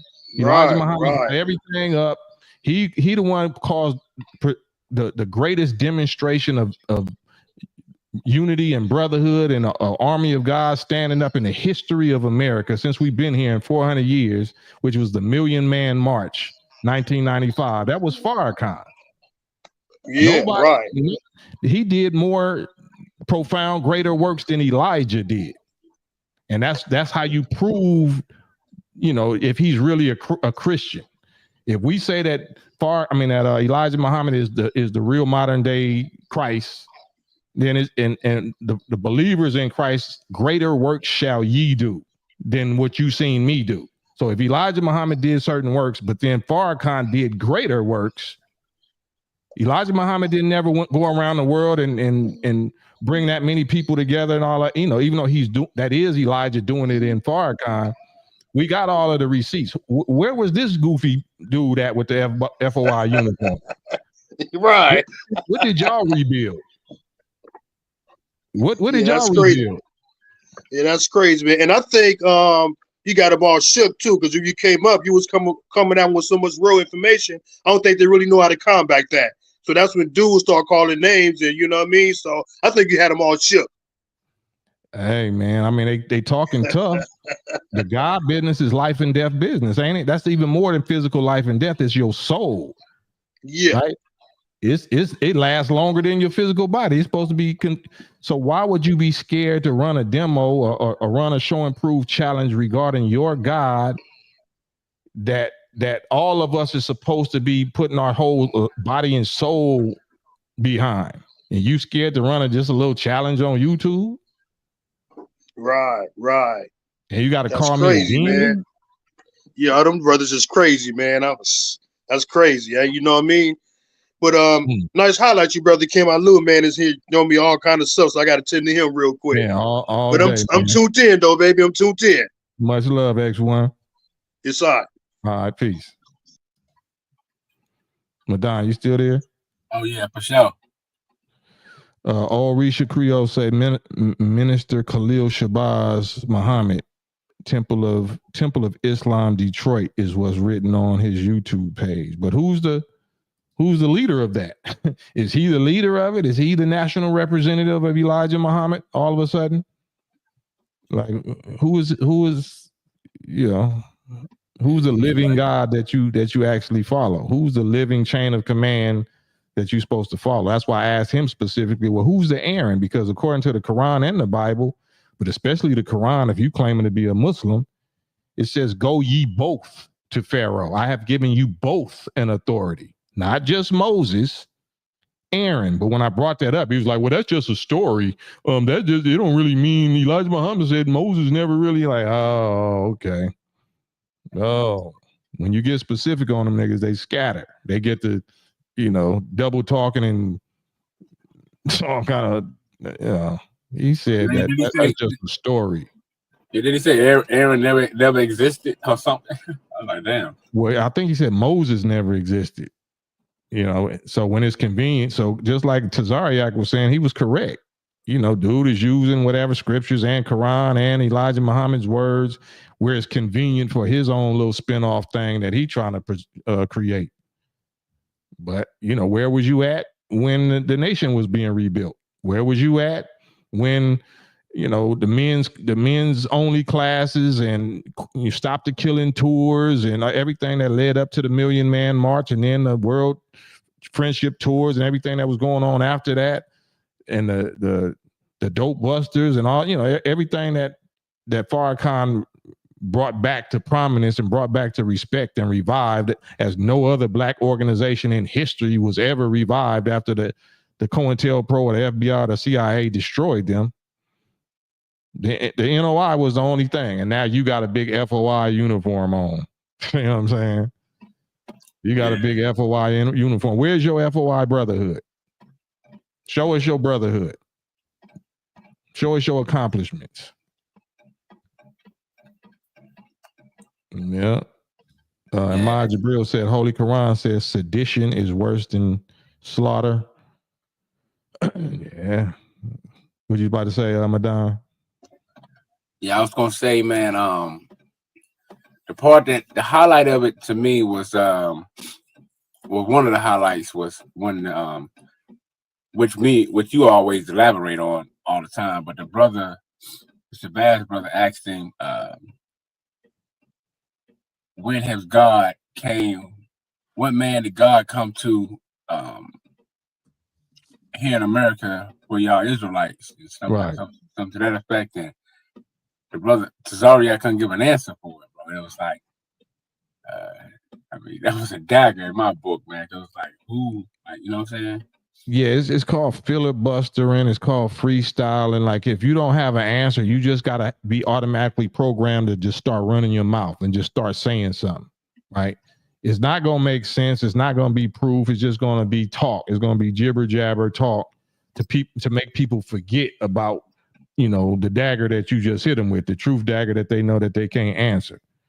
So even with the Khalil dude, he was accusing Tazariak and them of doing what he's doing, which is spinning off and starting his own little thing using, Elijah or Farrakhan and Elijah Muhammad's wisdom to do it. You didn't get no green light from Elijah. Elijah didn't choose you as his national representative. We don't know you. And Elijah told Farrakhan, find a way to unite with the Muslim world, the Orthodox Muslim world. He said, he didn't tell me how to do it. He said, brother, find a way to unite with the Muslim world. And you and my son Wallace go mop up the wilderness. So was you there, Khalil or anybody else? Was you there? Was you the national representative of the Honorable Elijah Muhammad for 20 years under him, second in charge only to him? Was you there receiving direct instructions and information and revelation from Elijah Muhammad? For you to be able to say that he changed the teachings or he's a hypocrite? You're not following him because he don't pronounce Farad. He says Fard. He used to say Farad, but now he says Fard, so he's changing the teaching. Have you heard Elijah Muhammad speak? Have you heard how he butchers the English language? Have you heard how Minister Farrakhan first heard Elijah Muhammad speaking in 1955, and he was thinking the same thing that you just said? Like, damn, he don't even know how to speak and say words right. And he said, yeah, brother, you know, when they was closing the door for school, you know, I was just getting there or something like that. But don't worry about how I'm saying it. You listen to what I'm saying and you put it in your fine language that you know so well. This is before he tuned in. He read his mind. He said this on stage when Minister Farrakhan was in the balcony somewhere. So Elijah Muhammad, if you listen to any of his speeches, he's going to say the supreme. You know, he don't say supreme wisdom. He say supreme wisdom. He from 1897 or early 1900, never went past the 4th grade of school, English illiterate language. So you just was talking to a dude saying that God will send you a messenger that speaks your language, only speaks your language. But now you trying to say that he can't call Farad, he can't mess up the language when you just said that he needs a eloquent speaker to speak well for him and pronounce the words correctly. It could be all over the place. Yeah, man, I was wondering if he like maybe just a renegade or something, just a loose, like just running loose or something. I don't know. I ain't never heard of it. Me neither. I only seen him on Sinetta's channel.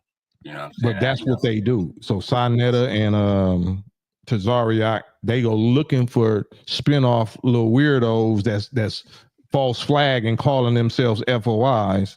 They know they can pick them apart. They don't want none of this work. They don't want none of the real ones because the real ones don't even pay y'all no attention. But then once you start building a big audience like Charleston White or anybody, and you start having millions or thousands of people listening to you, then it's time for us to come out and do what I just did and watch you scatter, watch you decline, watch you call names or whatever. Like, nigga, this is what's in the Bible. That's what's in the Quran. You called for it. You called us out.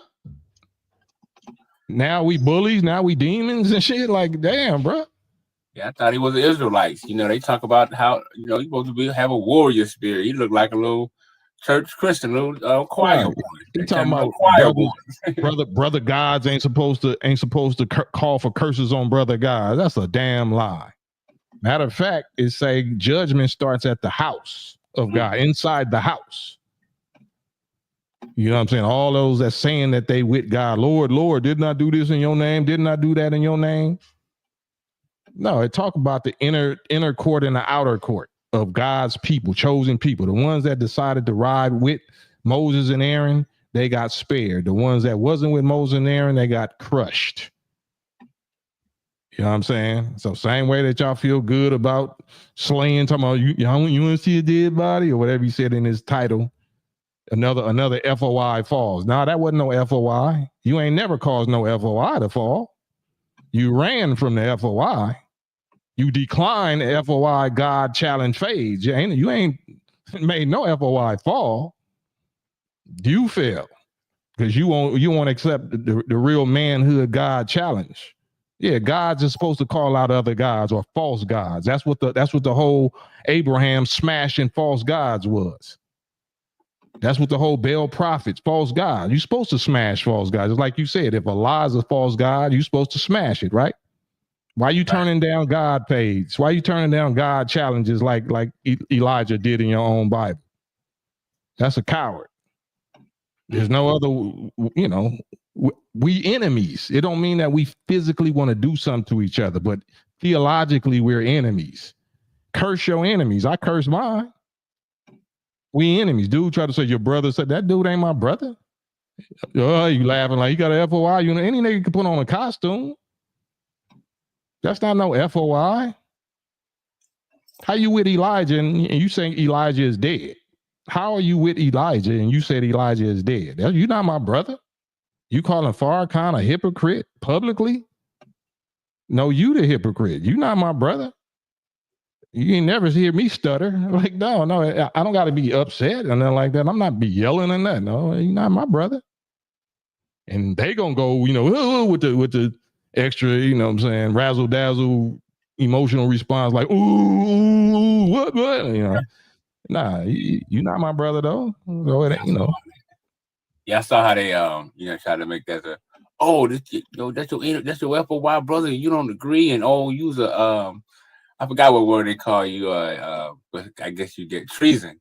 Because you gave the information. But I mean, But that's for and that's what I told. I know that's for entertainment purposes. Like, no, that's not my brother. Let me let you know before this is over with. Right. That's not my brother. I don't know him. That's like Jesus saying, I don't know you. Lord, did not cast out demons in your name, did not do great works. Like, nigga, who are you? I don't know you. Away from me, you worker of iniquity, you false prophet. I know you not. We don't know you. Anybody could. That's just like people that supposedly unalive Tupac was wearing a suit and bow tie. And just because they got on a suit and bow tie or a suit that say FOI, you not with us. You wasn't with prior to saying you wasn't even alive. You weren't even here with Honorable Elijah Muhammad. So you didn't help build the nation when he was here. You damn sure didn't help build the nation with Farrakhan. So who you with? Who you represent? That's COINTELPRO. That's Fed bait. Yeah, they did a lot of. They surprised me to be. I mean, the amount of bashing of the minister and stuff. I mean, I know people can do what they want, but at the same time, like, if you're supposed to be like a black leader, like, I mean, without solid proof, like the bashing that was going on up there, just shock. Well, it didn't shock me. I understand, people want to, shock value and want to be the center of attention and stuff, but it definitely amazed me how much bashing they was doing on the minister. Right, and they don't want that attention. So, I was respectful. I was just pulling a whole card, right? By asking them, do they accept the challenge? That's just me pulling your whole card because you're gonna get the challenge regardless. Just because you say no, I don't accept, it don't mean the challenge ain't already implemented. You know what I'm saying? So that's the beauty of this. That's the beauty of this God that I represent. You know what I'm saying? I already called for it. So I'm already putting my so-called reputation, whatever that means, in my life, in my health, and whatever on the line. Because you had the heart or the boldness or whatever, the slander like you did. So you can't deny, you can't decline, you can't get away. You can't get away. I called it. I thank Allah that he let me be one of the first, if not the first that I know about in this season to be able to call for that. So I don't care if you decline. I ain't declined. I called it for. I prayed to my Allah for that already. So we'll see what happens. We'll see what happens in the next 90 days, inshallah. Yeah, man. The hypocrisy just cracked me up because I just be wondering why, why they don't want to take the God challenge, because I just see, I studied under a lot of Israelite brothers, like back in 06, 07, just for informational. Yeah. And I always seen them how, they say, all you black people, y'all believe in white Jesus. The Most High gonna kill y'all. He's gonna destroy you because you got white Jesus on your. This is your God. So my thing is, they was challenging the white Jesus God that black people believed in and said the Most High was going to destroy them for believing in that white Jesus. So my thing is, why are you running from the challenge? Why you ain't? I mean, you can't run from it because it already been issued. But why wouldn't you accept it when I offered it? Right. Why wouldn't you show your divine God testicles as a man and accept it and stand on your God and put your God to the test, except being tested by a disbeliever demon? Why would you let a demon punk you? Why would you let a demon make you decline? The demon is in the wrong, right? You should like, oh, for sure. I'm with that. Because whatever your conditions are, Cam, Mr. Demon, I have no fear of it. Run it. Let's run it. But by you to decline a demon, that's super weak. Yeah. That's super weak. Yeah, definitely. Try me. Any demons on here that want to do that with me, or any real gods or real Hebrews or real Muslims or whatever. Just like the brother was on there that was representing Orthodox Islam that said what we was believing in was shirk or kafir or something that they say. That goes to Orthodox Muslims also. Even though we trying to olive branch, but if you set in your ways and is nothing that I say or nothing that the nation can do of good works and charity and understanding and olive branches, and I'm saying that's going to make you accept us as brothers, then F you. Accept the challenge. This curse, whatever, showdown is for you too. For everybody that claim God, but claim that we not with the real God. It's for you. And I'll be the one to put my life on the line first. Not because we're going to go try to physically do something to each other. We're going to keep it in the supernatural God's hands. We're going to pray for the supernatural God to do supernatural things that only he can do, that will be so undeniable that we know he did it. Not something that niggas can do. Something that only he can do. Ishmael Wilson say they don't want that real holy smoke, right? Holy smokes. Holy smokes, Batman. They don't want the Batman smoke. No, they just want the holy cow. Yeah, they want the holy cow. Oh, yeah, right. They want that cow. Yeah, but my thing is they should be happy. They should be like, they should to me, they should have came in like, Cam, I've been waiting on this challenge for years. I want to show the power of my God. I want to show you my God is the true and living God that works. I mean, that's what I would think. You know what I'm saying? Right. Especially because we can brag. Can't nobody, and this is no disrespect to 5%ers, there's no disrespect to Noble Drew Ali, the Moore Science, no disrespect to Zariak. All these people's leader got wiped out, got unalived by a nigga. Along with Malcolm, you know what I'm saying? Even though it was at the behest or the puppeteering of the FBI and the New York City Police Department. Why that didn't happen to Elijah and Farrakhan? That's the only Moses and Aaron. We're not talking about Malcolm or Muhammad Ali or Khalid or whatever. We know who the two authorities is. That's no secret for the last 70-something years. Since Farrakhan been here, since he was the national representative. Why no niggas did us like that, our leader like that? Why our God is protecting our messengers, but yours ain't protecting yours? It's God business. Why is niggas stronger than your God's protection? That's what I want to know. You can get mad all you want. You can call that a demon all you want. This demon got some critical thinking ass questions that you can't answer though.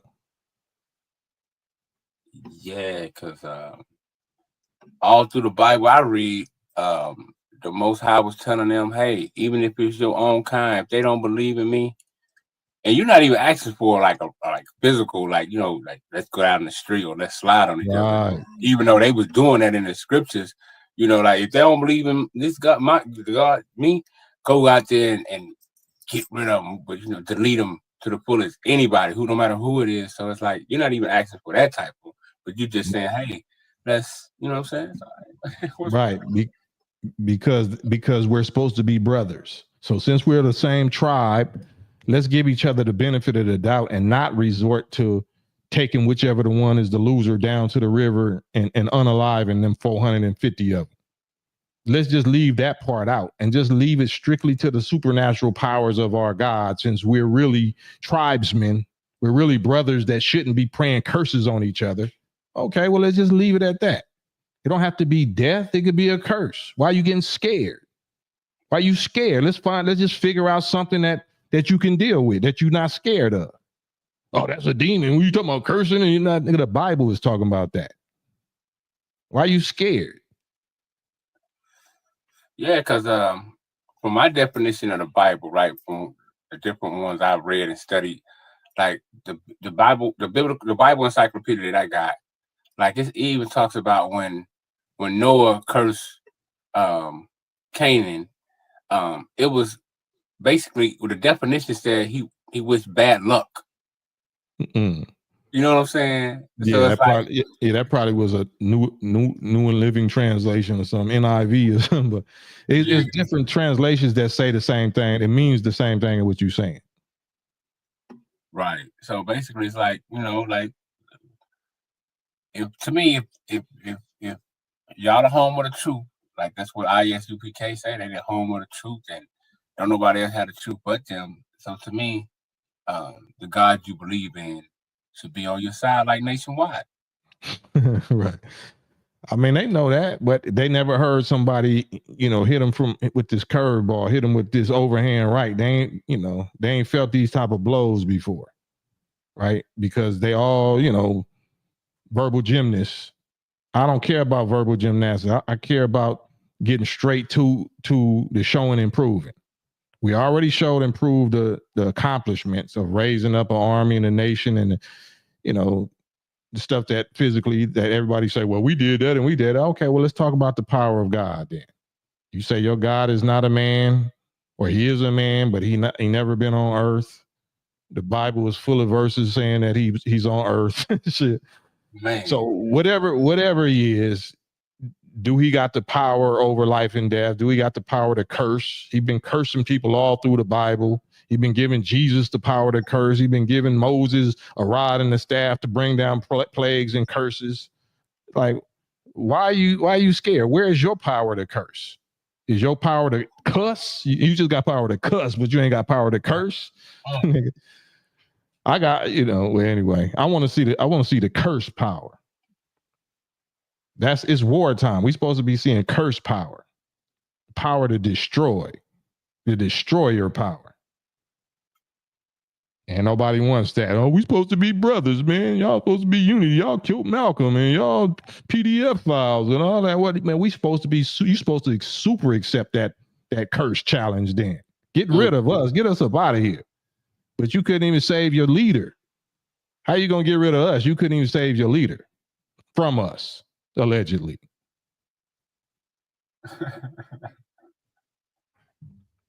Hey.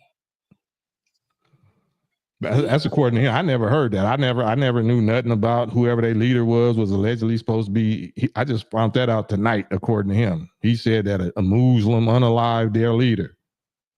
Why would your God let you do that?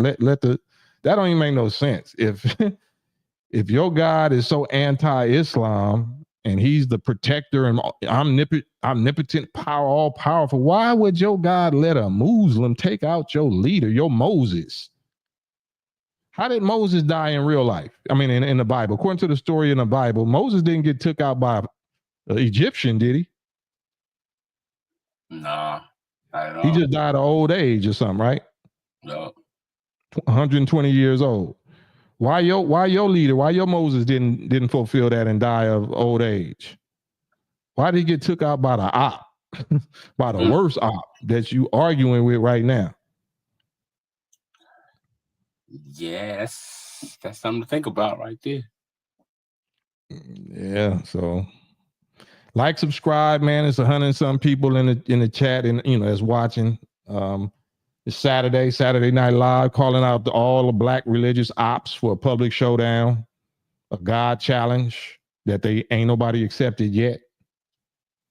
So they not that tough. They not that crazy.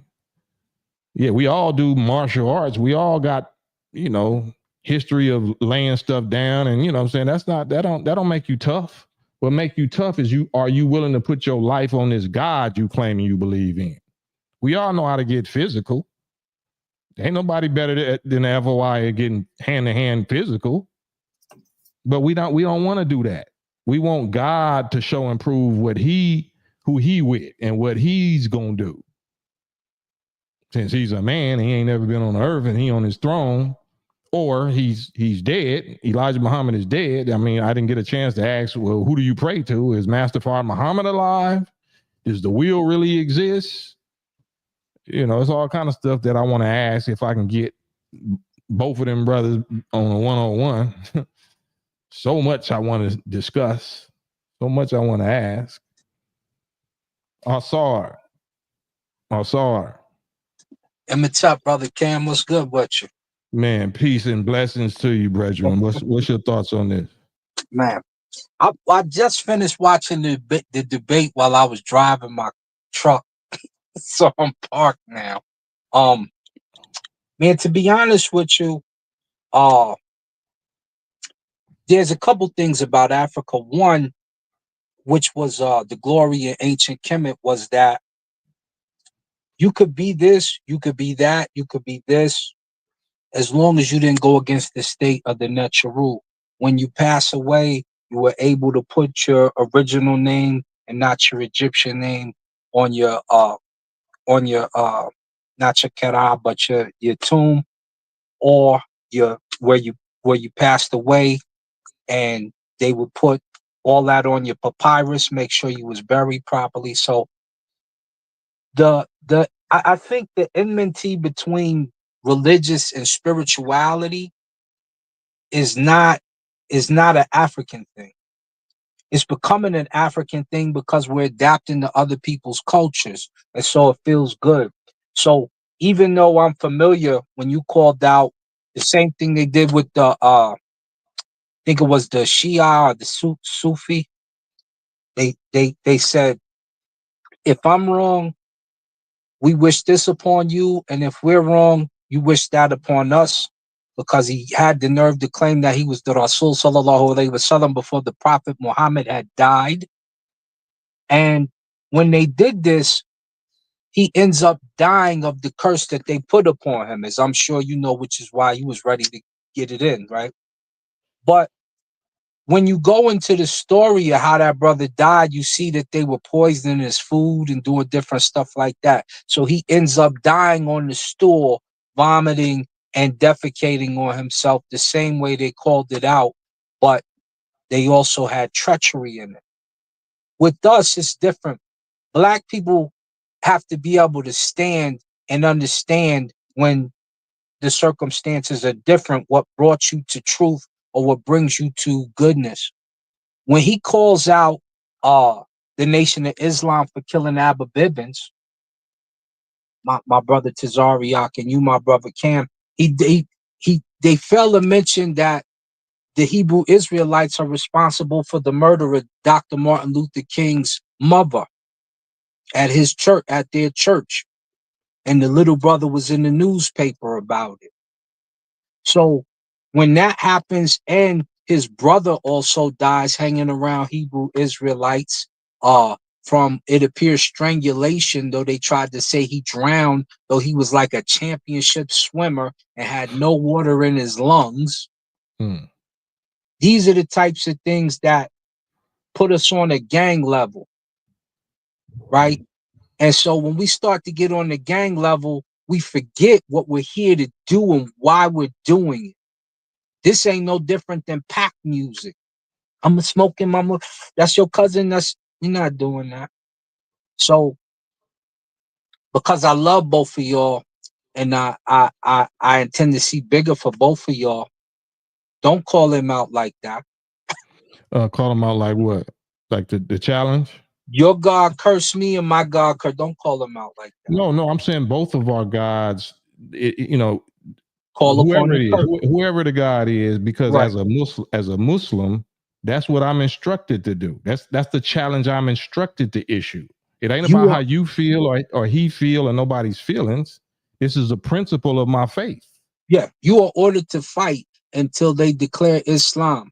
I'm ordered to hack up the limbs of Ra that have turned against him. He's ordered to do what he's supposed to do for Yahweh. But that makes us no different than the gang member. Well, so what's wrong with the gang member? The gang members are killing each other over colors and small disagreements. Black people are not supposed to be doing that. We're supposed to be the intelligent, the wise, the leaders of the world like we were before. And we are to show the discipline, the distribution of great ideas, and how to quell beef before it gets out of hand, especially if it's over trivial things like debates or just differences in It's not lifestyle. trivial. God is not trivial.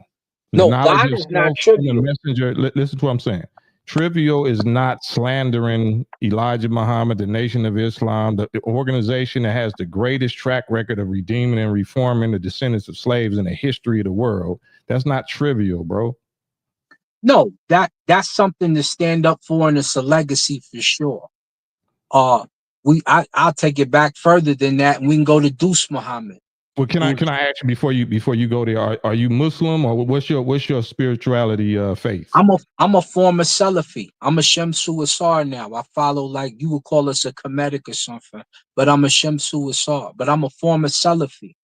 Okay, so I still don't really know what that is. So do you believe in God? What is your belief or understanding of what God is? I believe in Necha, and I believe in the Necha root. So you would say I believe in gods, but Salafi is a form of Muslim. So Salafi is like what Muhammad sallallahu alaihi wasallam said in the Quran when he told Aisha that the angel Gabriel has recited the Quran to me again. I'm about to leave. And she said, so and so, who should I? He said, I am the best Salaf for you. And so that's why they use the term Salafi. Because No, I'm he saying, said so that. is it a ghost? Is it a man? Is it a human? What is it? Oh, for me, the Necharu is the universe and the entities in it, including ourselves. So the universe is a creation, or is the universe the creator? Universe is the creator, and it has creations in it. So the universe didn't have a beginning. The universe is stars and particles and atoms and the forces like gravity and magnetism and energy and all of that, right? Mm-hmm. But the part that we don't know, we call Amun because it's hidden. And so because Amun is... What part don't you know? I'm saying, what part don't you know? You don't know how the universe created, or if there's more universes or any of that. So just like Allah subhanahu wa ta'ala says he begins where your imagination stops, we can't imagine outside of the universe that we exist in. And our moon is the hidden portions that you can't see or define because you can't travel past the great black, past the radiation of the Big Bang. We can't even leave the planet. And that's a belief of who? That's a belief of the... That's a Shemsu. That's a Shemsu Asar. No, I'm saying, so a Shemsu is Muslim, but then you say Kemetic. No. Salafi is Muslim. I'm a former Salafi Muslim. Right now, I'm not a practicing Muslim. I'm a Shemsu, what you would call a Kemetic, but it's a Shemsu, meaning follower of Necha. In particular, the Necha that I follow is Asar. So I'm a follower of Asar. Is that a person? Is that like an anthropomorph? Is that a personage, or is that just a force or energy or imagination? Like, what is that? Asar is said to be a human that possibly existed, and Asar is also a Necha. It's in the mythos. It's in the stories. I mean, is it a? You said it, so it's a human. It's a human being. He's personified as the ancestor cult. So yes, our ancestor is a possibility that he actually lived. Like a lot of people say, oh, Jesus lived, oh, Muhammad lived, but there's no proof for their physicality. Asar actually has tombs and what have you. But because we don't know if he lived or not, we know that the clan that he represented was around. We know that the other natural were around. You said he has tombs, so how would you not know that he existed if you say he has tombs? And you said it's a he. He means penis and testicles, right? Correct. He would be that form of Necha. Necha is a word that transcends he and she though. So you have aspects of both. You have female Necharu, which we call Necharet, and you have male Nechas, which we call Necharus. But you So said he. You said it's a he. yeah, the one in particular that I do service for is Asar, correct. And that's who you pray to? Do y'all pray? Yeah, we make prayers And pour libations and burn incense.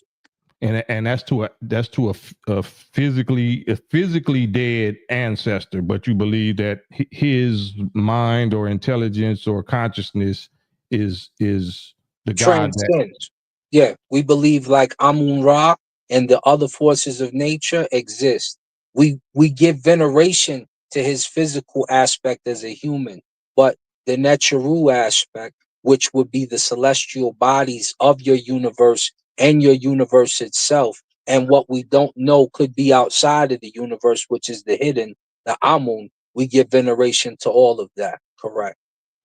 I so believe you you guys don't say Allah subhanahu wa ta'ala is outside of his creation, not trapped in it, right?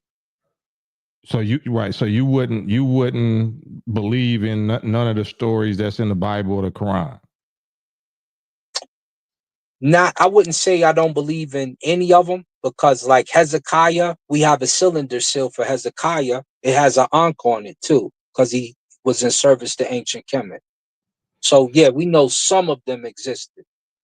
So why won't you accept, like you said, I shouldn't do a challenge like that to Zariak or to why shouldn't I do a challenge like that? Because in ancient Kemet, we didn't do such a thing, right?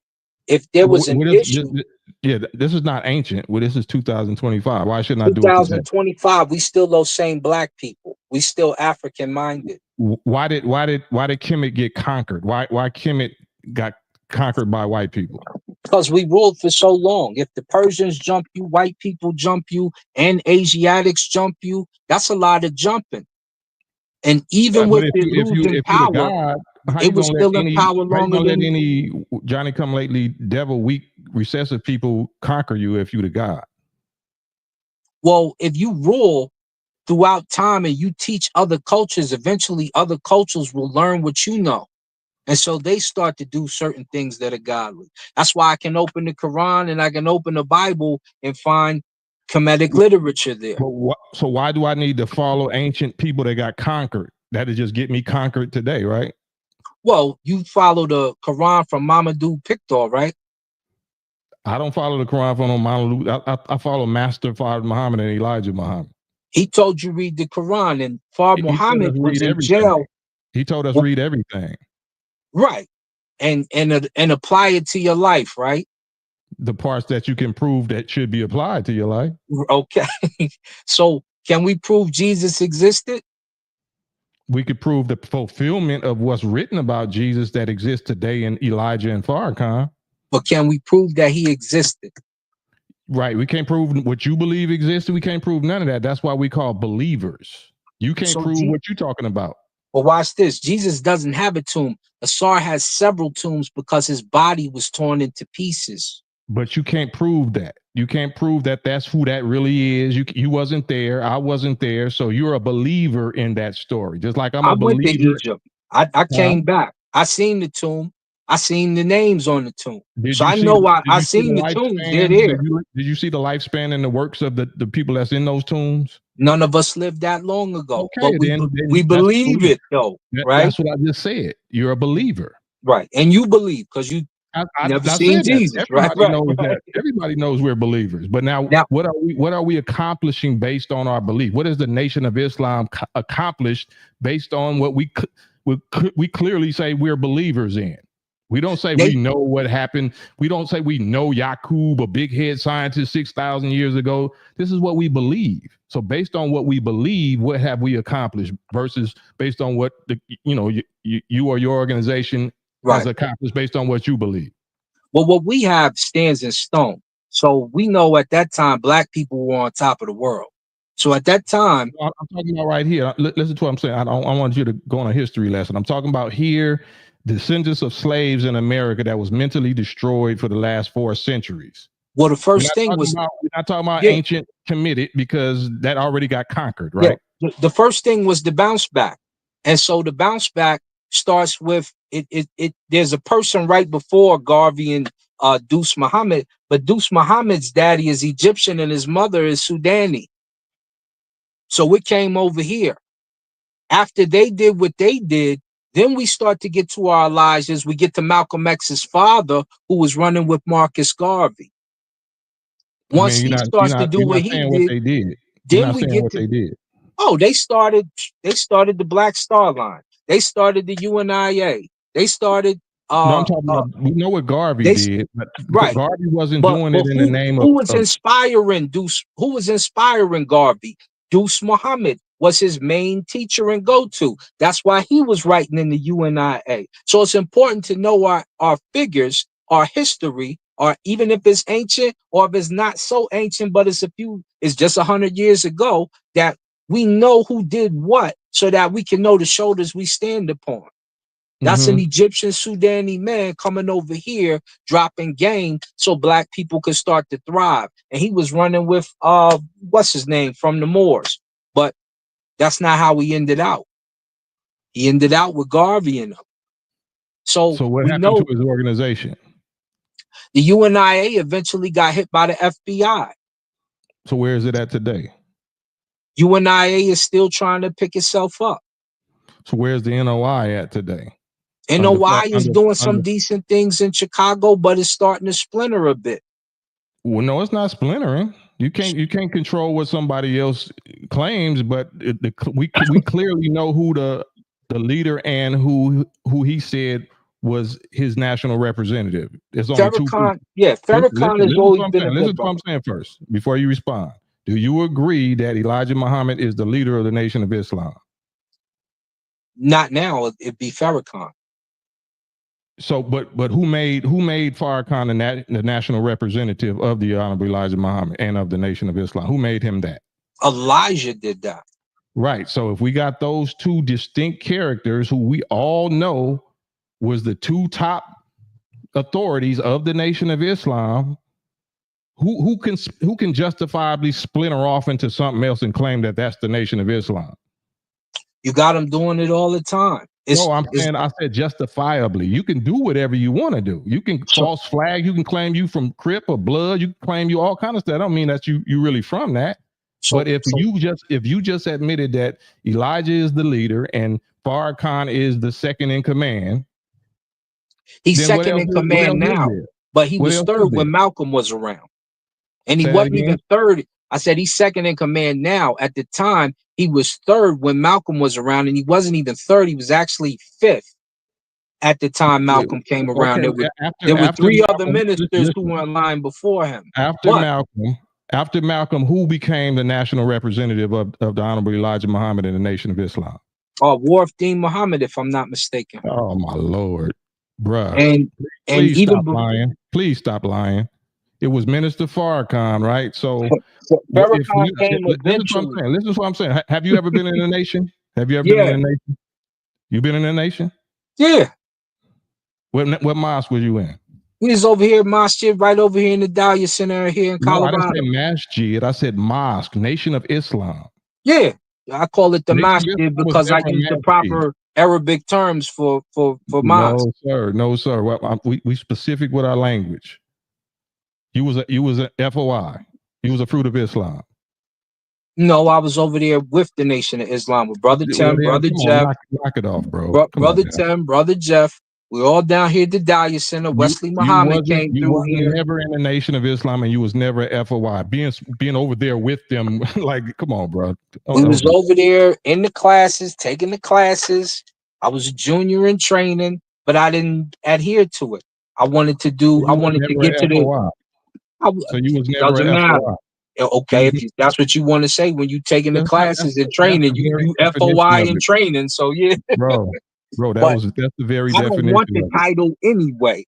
Fruits of Islam is that, and I was a Salafi Muslim, which is different. I understand, but you just claimed that you was something that you wasn't. No, I was there in the class taking the training. So define this. If a young guy comes to you and he's training in the class for the FOI. What is he at that time? He's processing. He's not a FOI. So he's just a partial. Okay, then I was processing. Wait a minute. Why did you just put words in my mouth? I didn't. That you said processing. I stated what you stated. I ain't say nothing different. Do you know what processing mean? He don't mean he's partial. I didn't say he was partial. Processing is developing.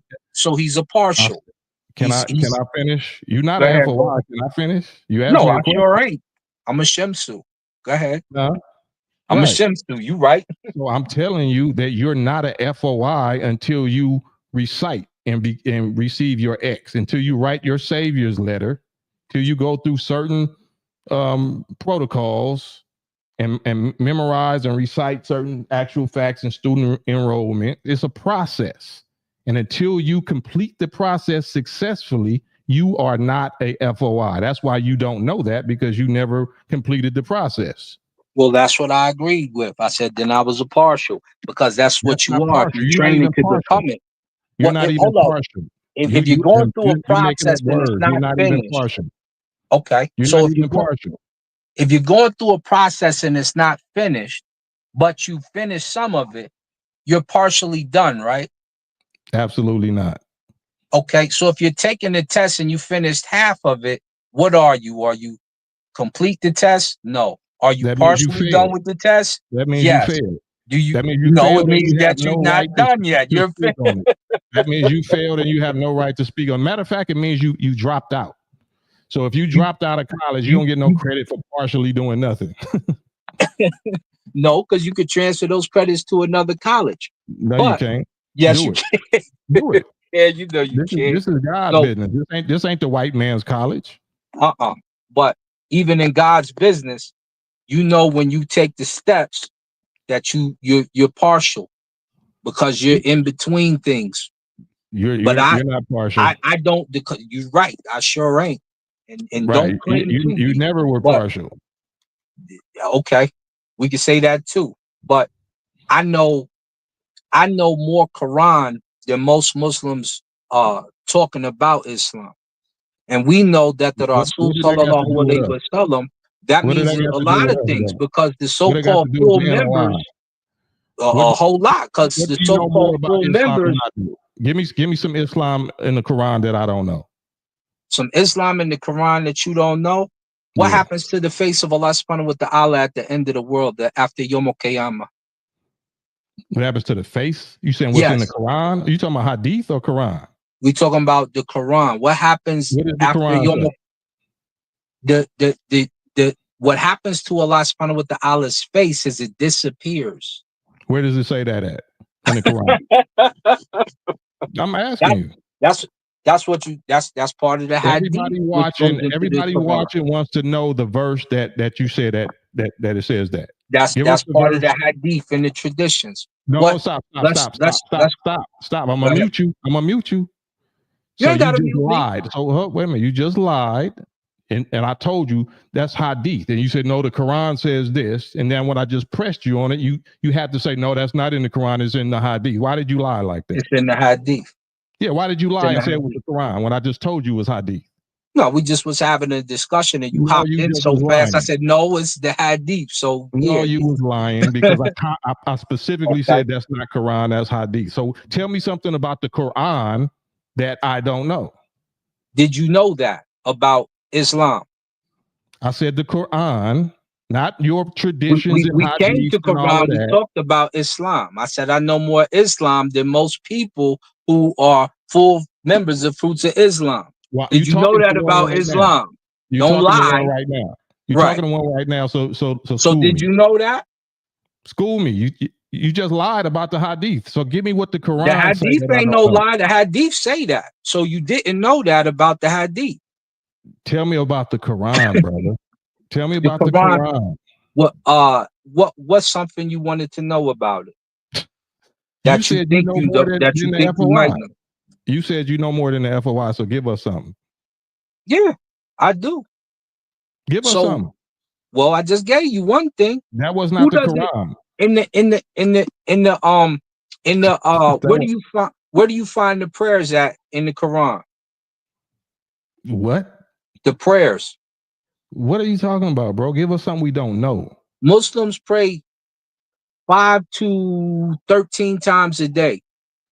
Where do you find the prayers in the Quran? Are they there, or where are they at? What do you mean? Which prayers? You talking about the Fatiha or what? What are you talking about? Al-Fatiha, Al-Maghrib, Okay. Where do you find them in the Quran is the question. What are you saying that the FOI don't know, though? That the FOI don't know? Yeah, because you're talking The to an FOI. FOI is supporting the religion, but in the hadith, it say the chorus will Why always. you keep going to the hadith when we already said we're not on hadith? Because Hadith it's not all in the Quran. We didn't say nothing about we said Quran. Quran is what we go by. Hadith is questionable. Hadith is not directly from Allah. Hadith is not from Prophet Muhammad. Peace be upon him. Hadith's not from Prophet Muhammad. No, hadith is from the companions. Who say he said it. That? You who didn't know say that? he said it. So who does it come from? He said it. It's called the isnad, the chain. Rewind. Let's go back. Rewind and no, I'm saying re-answer that for me. Right. So the Quran is directly revelation from Jibril, Allah in the person of Jibril to Muhammad, peace be upon him. Who's speaking in the hadith? All of the hadith is who speaking. Let's go to the isnad.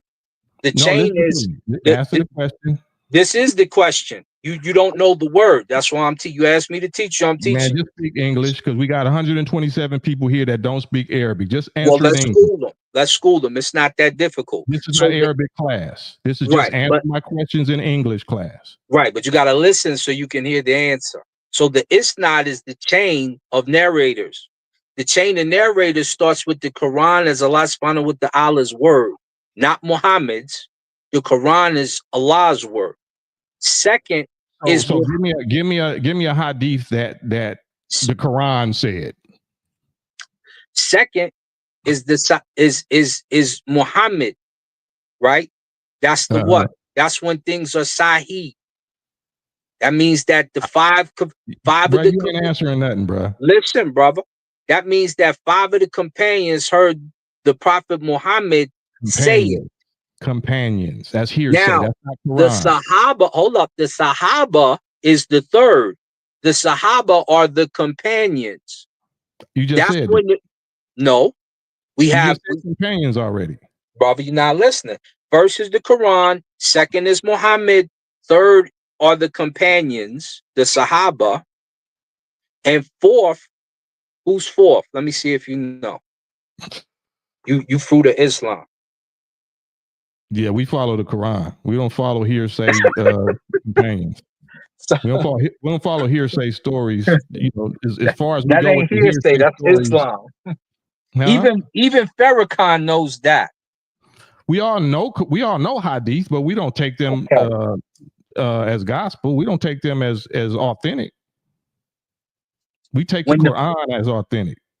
So you have if you have 5 companions of the Prophet agree upon something, what do we call that?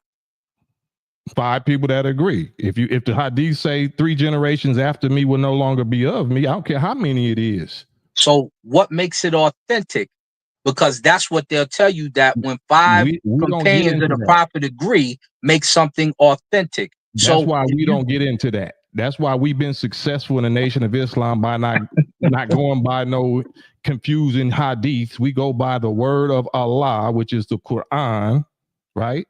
But you don't want to go. You trying to go somewhere else. You ain't mentioned nothing in the Quran yet. So this is why I asked you the question in the first place. It's going to bring us full circle right back to the question. Where are the prayers in the Quran? How do you do them? We're not even talking about that. We're talking about the Quran. That was the question. Are the prayers in the Quran? No. Which prayers? Come on now. There's 5 prayers, right? The 5 Fajr, what? 5 prayers. Fajr, all the way down we to. Know that. I'm just saying. So you don't find those in the Quran. You find those in the Hadith. So you can't shun the hadith if you don't know where to find the prayers at, because it doesn't tell you how to make the prayers unless you go to the hadith, and you have to follow Muhammad's words in Why order to was get the it NOI right. successful without that? Because y'all don't really pray like that. Listen. Why has Elijah Muhammad and the NOI been successful without going through all of those Orthodox Islamic prayer rituals? Because you're doing black things that make black people successful economically. So You're why not do we doing need to do Islam. Why do we need to do the Arab tradition? Because you claim that you're Muslim. No, Muslim don't mean tradition. Muslim means submitting to Allah, right? You submit to Allah. Allah left a set of rules. He said that Allah Rasul in the sallallahu alaihi Quran. wasallam was the In the last. Quran. He said he was the seal of the prophets. Yet you go further and you got two. You got a white dude in Fard. You got a black dude in So Farrakhan. Fard is a white And dude. you got Fard is a white dude. Fard is white. Fard is It's okay white. yeah, So is Barack Obama white? partially. Remember So that Fard, word? Fard is full white, though, right? Partially. Fard is full white. I don't know if Fard is full white, but I know the Then black why would dude. you lie and say he white? Because I know I know what it says on his prison records. You know, I know what it says on his prison records. And the black dude that he was around that was talking Islam before he was. Right. So What I know that. Say about who killed Malcolm? Yo, you know, I didn't really get into that because that's bad for black people. Why would you believe the FBI on one thing regarding this nation and not on another? Because when you check in the jail, there's certain things that you can't omit. So you just believe the white man, right? Especially on the subject, the most important subject on earth, which is the coming of God in person. And if they recognize that was the Mahdi or coming of God in person, they're not gonna lie about it. Well, if they put Jesus on the cross, supposedly to y'all, and if they tore Osiris' body up, why wouldn't they crucify God when he came back a third time? Yeah, of course. We're not Christians. We don't believe in no cross. What I'm saying is, why would you believe the FOI? Why would you believe the FBI regarding Fard Muhammad? Because he was in jail. He was in jail by liars. Jail. So the people that had when him in I jail, went to jail, guess what I had to do? Sign paperwork to say I'm Adrian Jones. Mm-hmm. No, I will not talk to you concerning the case.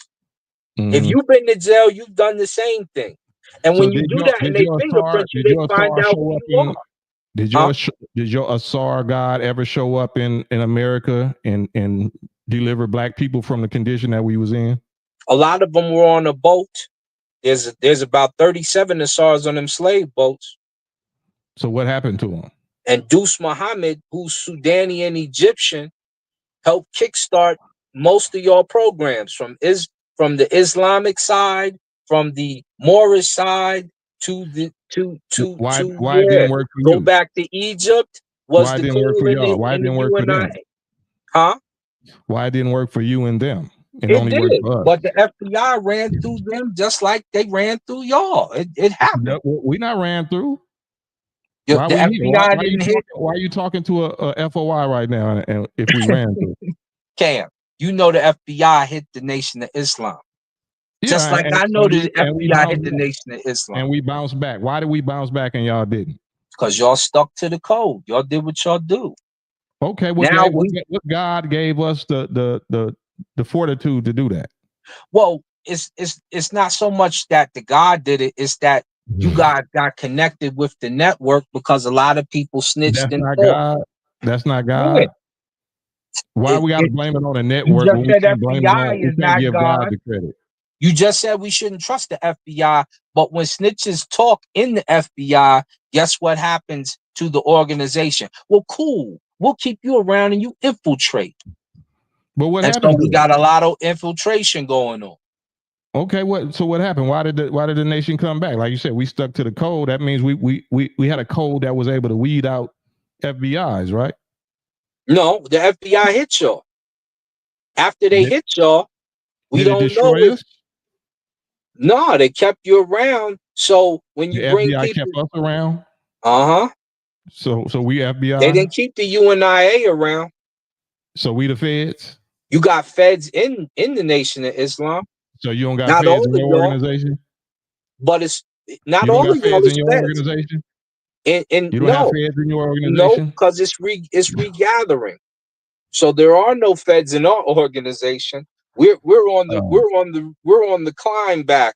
You guys are still in place, and you got agents amongst you. Just like the Hebrew Israelites got agents amongst them because you're still around. It was like, well, we'll keep you. Why? Because you're Abrahamic faith. Remember, they outlawed Pan-African religions here in America for a while. Remember that law? So are you willing to do the challenge that you didn't want me to do with Tazariak and Khalil? I Are you don't willing think to you do that should with do me? that, brother. No, I'm You saying, shouldn't do that. listen, just calm down. Are you Mhm. willing to do that? And if not, why? Oh, because I don't want to see you die, and I don't want to die either. Why are you worried about dying if the God ain't real? Because we got work to do here before we pass No, away. listen. This is what I'm saying. If Do our you want to God do? is We not could the do it. real We God, could do it. I I'm gonna do can. it anyway. It don't have to be Okay. die, right? Yeah, It's not die. Don't get scared. I'm not It's die. nervous. Hold on. Death Just is kick pain back. to me a lot. Bro, kick back. Kick back, bro. Just listen. I'm going to do it anyway, right? Because this is what I'm doing from now on. From now on, anybody that takes a public strong position like you taking it, like Tazariak and Khalil or whatever, we at the time now that there's no more debates. There's no more trying to convince this and convince that. You're setting your ways. I'm setting my ways. Everybody's setting their ways, right? So now is the season of division. Division is good. Separation is good. This is the time for separation and division. Identifying who you are, who you with, and who you gonna stay with, and you stay there. And people like myself, you should have people like that in your organization that's zealous enough that they're gonna call. They don't mind sacrificing themselves, because I want to know from my own faith. If my God is really with me, and if he's not, I don't need to be here. Life is short anyway. He can get me out of here real quick. But to the same token, I'm also asking him to do y'all, what I'm saying, the way that I'm saying I want him to do me. You don't have to kill me, but you can incapacitate me or put some kind of curse on me that I know only can come from him. Like if you believe in a SAR, they got the power to curse you or put you through something that ain't niggas or ain't some other human being ain't doing it to you. It's only him doing that to you, right?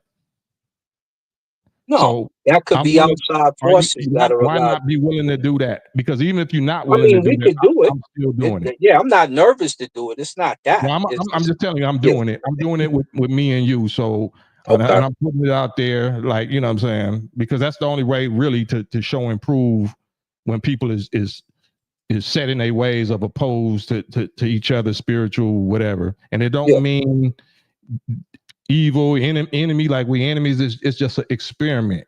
You know what I'm saying? We want to do a demonstration. We want to challenge and show and prove who the real God is and who the real God is with and who the real God ain't with. And the only way we can do it is by calling on that supernatural power God that can only do that type of demonstration. So I'm going to do that for you, right? And for me, right?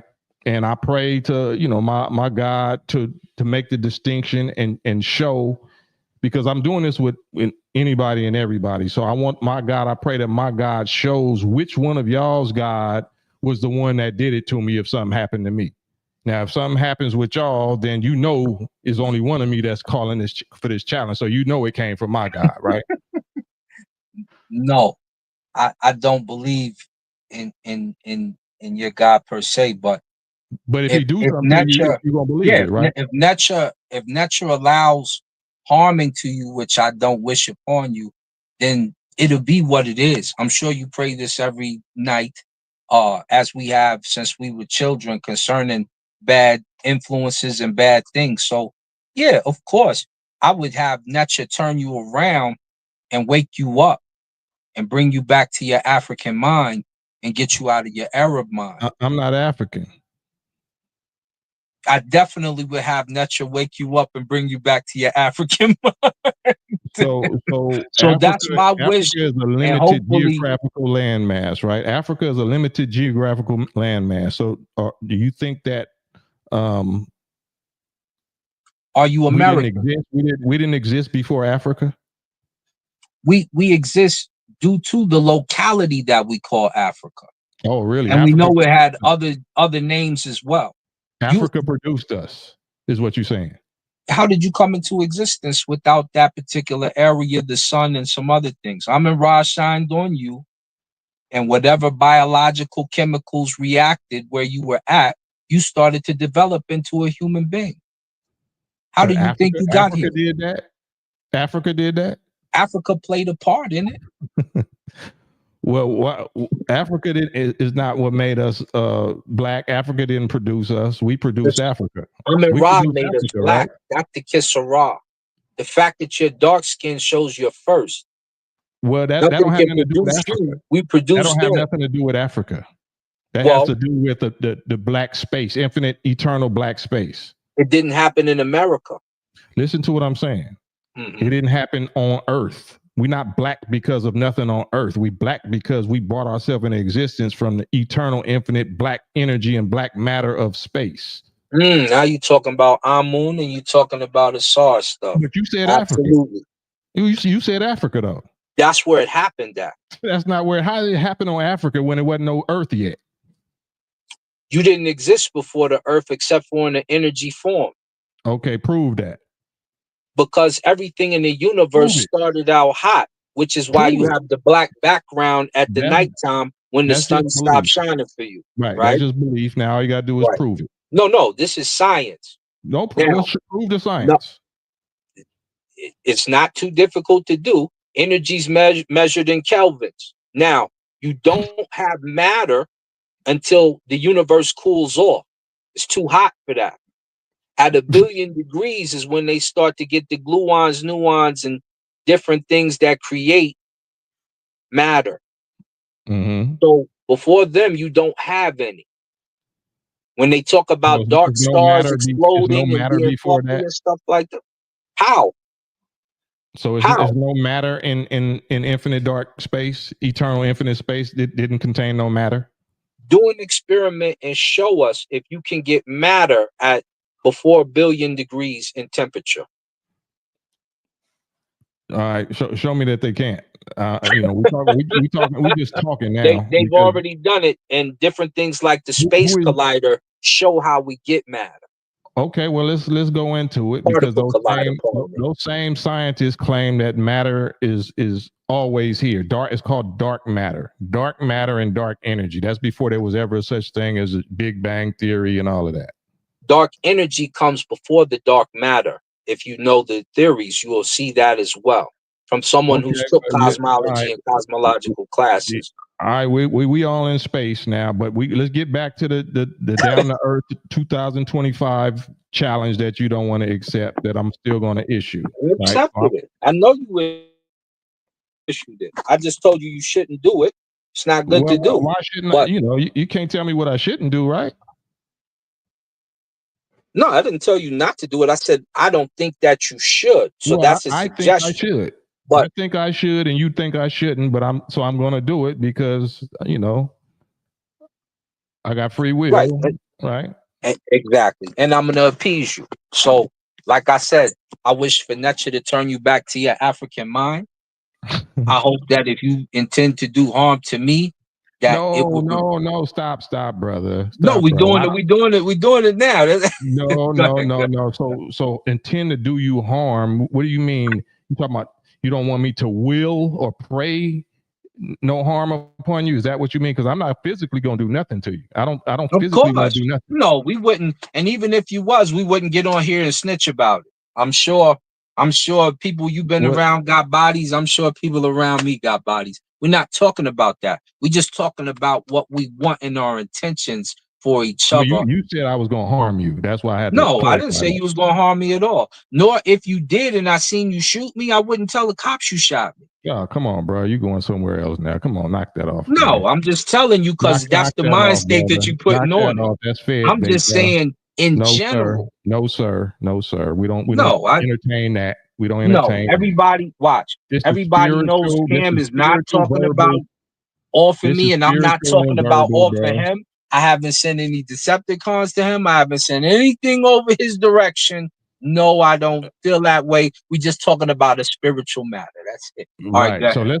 I'm gonna let you go and I'm gonna get off of here and but I'm gonna give you the last word because since you expressed yourself, anybody that gets on expresses themselves on a God subject like that, regardless of whatever God you believe in, I'm gonna call you out on this challenge. So whether you accept it or not, I'm calling for it because I want to see what my God is going to do. I want to see if this is the time for these type of challenges. This is the season for that or not. I believe it is.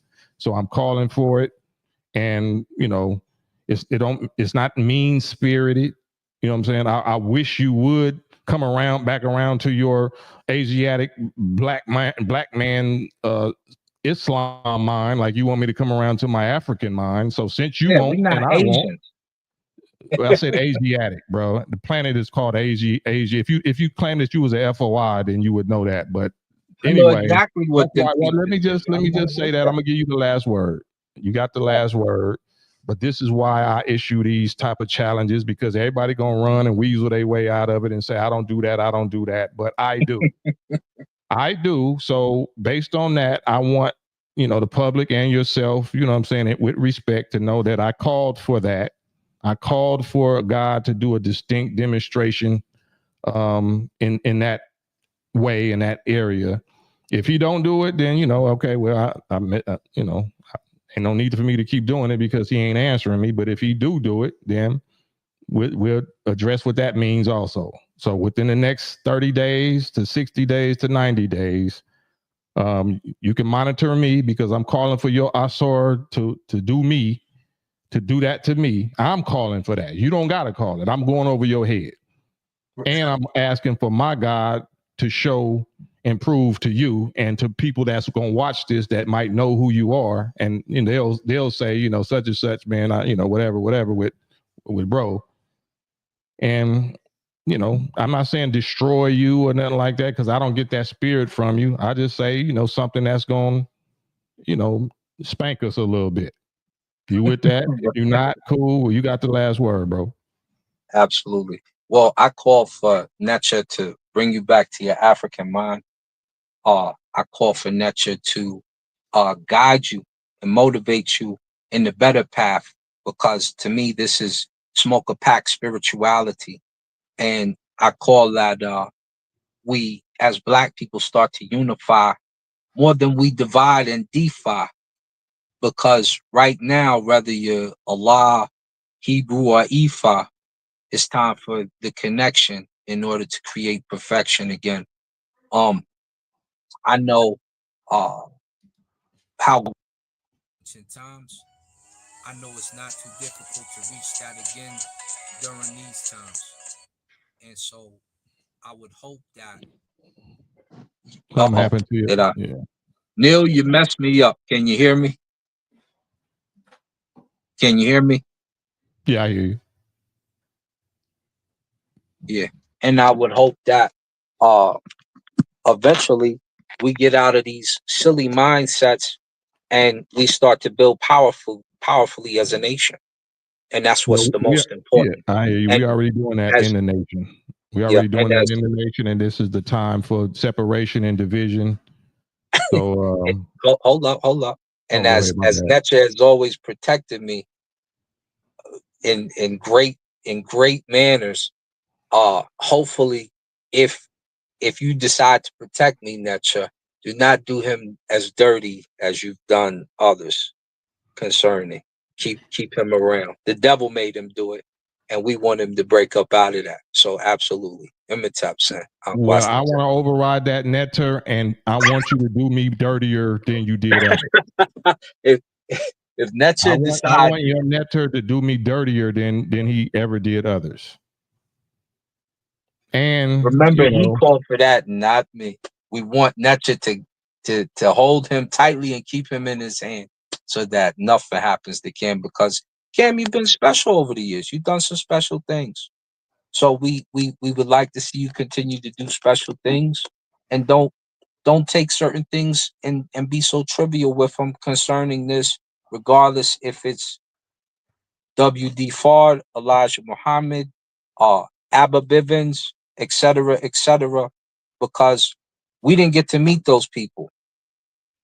We just try to push forth their legacy. All right. Appreciate you, brother. And So we're keeping our eyes open, and we'll see what happens. Dua.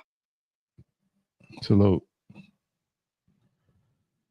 All righty then, man. Salute. Y'all hit the like button, subscribe, share. I don't want to be irrational. I don't want y'all to think that I'm on some emotional time. This is on show and prove time. It's just show and prove time, because ultimately I'm not the judge. I don't have power over, what God says, what the Most High or Allah or Yahweh or whatever you call him. If he don't please to answer these prayers, if I believe that the God I'm talking about is Master Fard Muhammad and the most honorable Elijah Muhammad, they don't have to agree with me. You know what I'm saying? But I want to see, if they agree with me. I won't know unless I test it. It's not called tempting God. This is clearly what the Bible and Quran say that you're supposed to do with people, even if they claim they're your own people, that's hell-bent or dead set against your God. Right? Because ultimately there is no unity. It should be. We should be able to unite regardless of so-called religious beliefs, because we black and this and that. But, like Tazariak and the other guy, Khalil, if they're saying we're hypocrites and ops, and we're cursed anyway, and God is supposed to doom us and destroy us anyway because we false God, worshiping idols and false gods and all of that, then you're supposed to accept all of them fades and challenges. You're supposed to get us up out of here. You're supposed to pray to get your God to get us up out of here. Because that's what I'm going to do. That's what I'm going to do.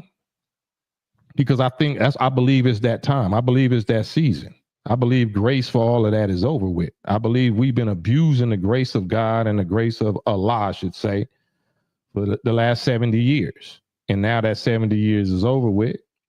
And I thank Almighty Allah that He used me or kept me alive and used me as an instrument to play this, to blow this new trumpet, the trumpet of judgment. The trumpet of judgment starting first at the house with those of us that claim that we represent the real God. My bad, Madan. You still there? Oh yeah, I'm just listening, man. I know the brother Asar, I've debated that brother in leagues and stuff. So, I know about his Kemetic God, it's a spook, they don't, it's a pie in the sky God, and peace to my brother Asar. He know what it is, but right. His spirit wasn't foul though. So I don't even want to say nothing like that towards him, because he wasn't talking reckless and foul. That's why, I just want God to just tap our backside a little bit. You know what I'm saying? I pray to God spank which one of us needs to be spanked, not destroy, but curse. That's what curse means. Curse means something that we know is coming from Him based on some error that we in. So, and if He's praying that, I'm praying that spanking drives you back to your Islamic mind. It's like you want me to go back to my African mind. You want me to be an African.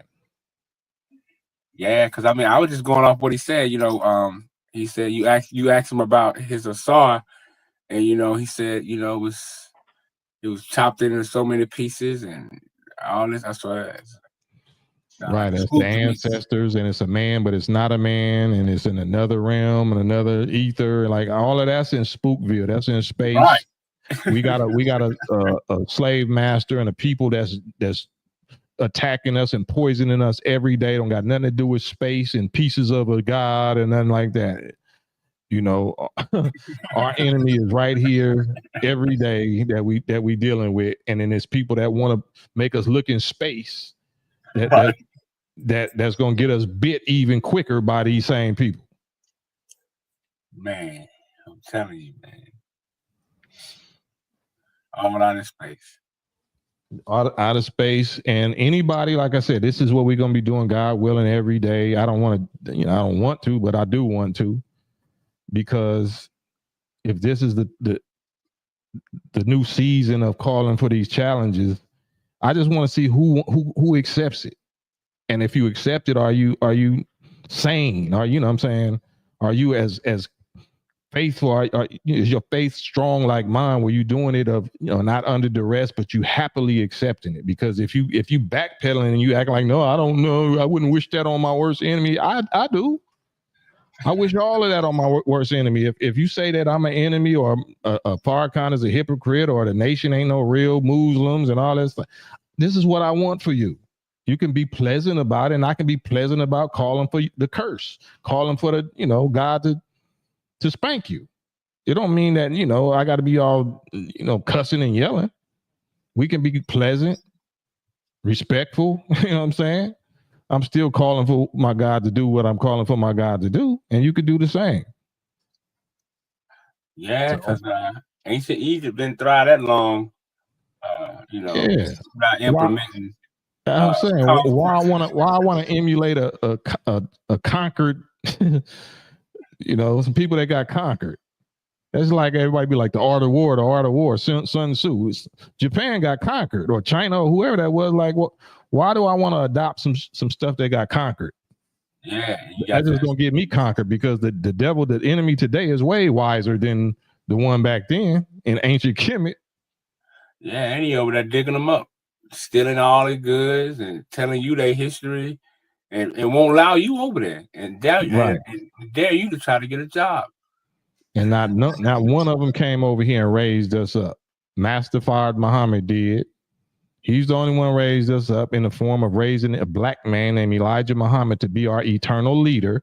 Just in case y'all want to say, an Arab, a white man, Arab. No, a white man, Arab, so-called white man. We know he wasn't white, but he came and gave Elijah Muhammad supreme wisdom to establish and wake up the sleeping black nation, and which he did, stood up a whole nation that's still standing to this day. Nobody else did that. None of the other people that you mentioned did that. They didn't come with this information. They didn't come with no revelation from God. They came with back to Africa, Marcus Garvey and such, and they didn't come with this. Otherwise, this would be called their nation. It's not called their nation. It is specific. We know who came and raised us and taught us. You can't get that credit to nobody else. Why would you keep trying? Why would you keep robbing our God? Lying on our God. So that needs to be spanked. You've been around long enough. You've studied the teachings long enough to try to dispute it and craft some kind of lies about Fard Muhammad and Elijah and the nation. So you know enough to get spanked. You know enough for me to call on God to spank you, and you know that spanking has to do with what you've been saying against him and his nation. That's all we doing. Take it as far as you want to go. The Quran say hell is fueled by men and stones. Yeah, I want my God to spank you a little bit, you know what I'm saying, with some hell. But how bad it is and how long you stay in it is depending on your hard head and your hard heart. You're going to stay in it as long as you keep that hard-hearted position against the God that's doing it to you. I want you to know that it's happening by that God. That's all. And I want your God to do me that way. Because I don't want, let's be fair and balanced. Of course, I got confidence that it's a one-way street, but I want your God, I'm praying that your God do me the same way. That's fair, right, Madonna? Yeah, because if my God is fake and ain't real and never existed, and I made him up, why you shouldn't be scared of my God? Yeah, because I'm telling you, I represent the FOI. The FOI ain't doing that.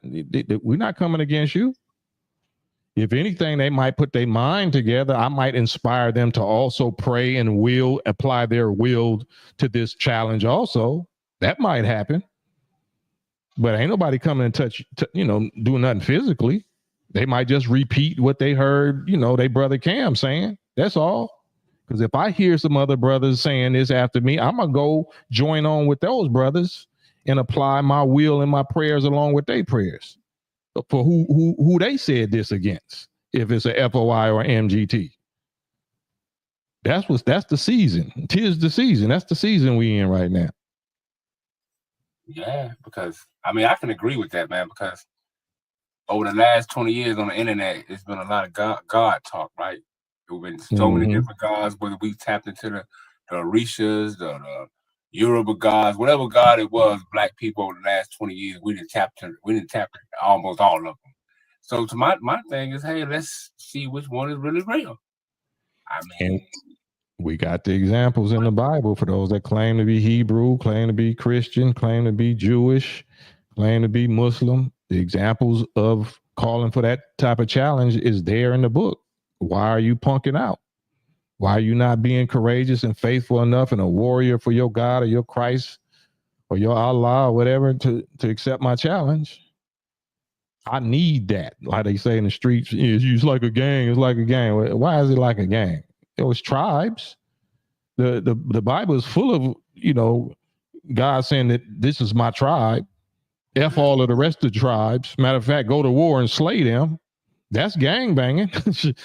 That's your Bible doing way more gang banging than you claiming we sounding like. Yeah, and it was claiming territory. But y'all scared. Y'all don't want to deal with that part. And I'm not even talking about no physical violence, like dude try to say. Like, man, we talking about spiritual prayer. The power of this spooky, invisible netter God or the spook Yahweh God or Jehovah God, you know what I'm saying? The spirit. We ain't got nothing to worry about. I reserve my physical, hand to hand, whatever, for the slave master people. I don't want to touch my own people like that. But if they initiate it, then I'll be happy to dance. But I'll never initiate nothing, especially just because you talking crazy or whatever. Let's just talk. I got some talk for you then. If you want to talk tough and talk crazy, then I got some talk. I'm going to talk to my God and ask my God to do with you something that I don't have to get my hands dirty doing.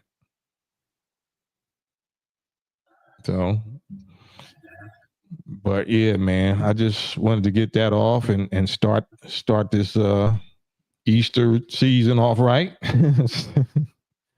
This Passover, see who houses get passed over, who actually got the real blood of the lamb on their gatepost and who don't, regarding this challenge that I'm issuing. Maybe I don't. Maybe the angel of death or the angel of cursing ain't gonna pass over me, but I'm making sure I'm doing this beforehand, before the season. Yeah, it's about that time, man. I agree, man, because like I said, man, I've been hearing people debating about God for so long. Like, we've been debating about God for so long. Like, we got to try something new. Yeah, and this is it, I think, because otherwise, like, what we got to talk about? We never got in your way. We don't get in your way. We don't, but if these internet streets, these social media platforms allows anybody to get up there and talk super crazy, and they're gonna get an audience because they blaspheming, they being so bold and talking so disrespectful, so terrible and horrible against righteous men in a righteous nation, then okay, well, it's time for us to respond now. Now you don't like how we respond. Now we respond too extreme. We're demons now. Or we're, no, God, don't accept his prayer because, embrace him and hug him into Africa and all this shit.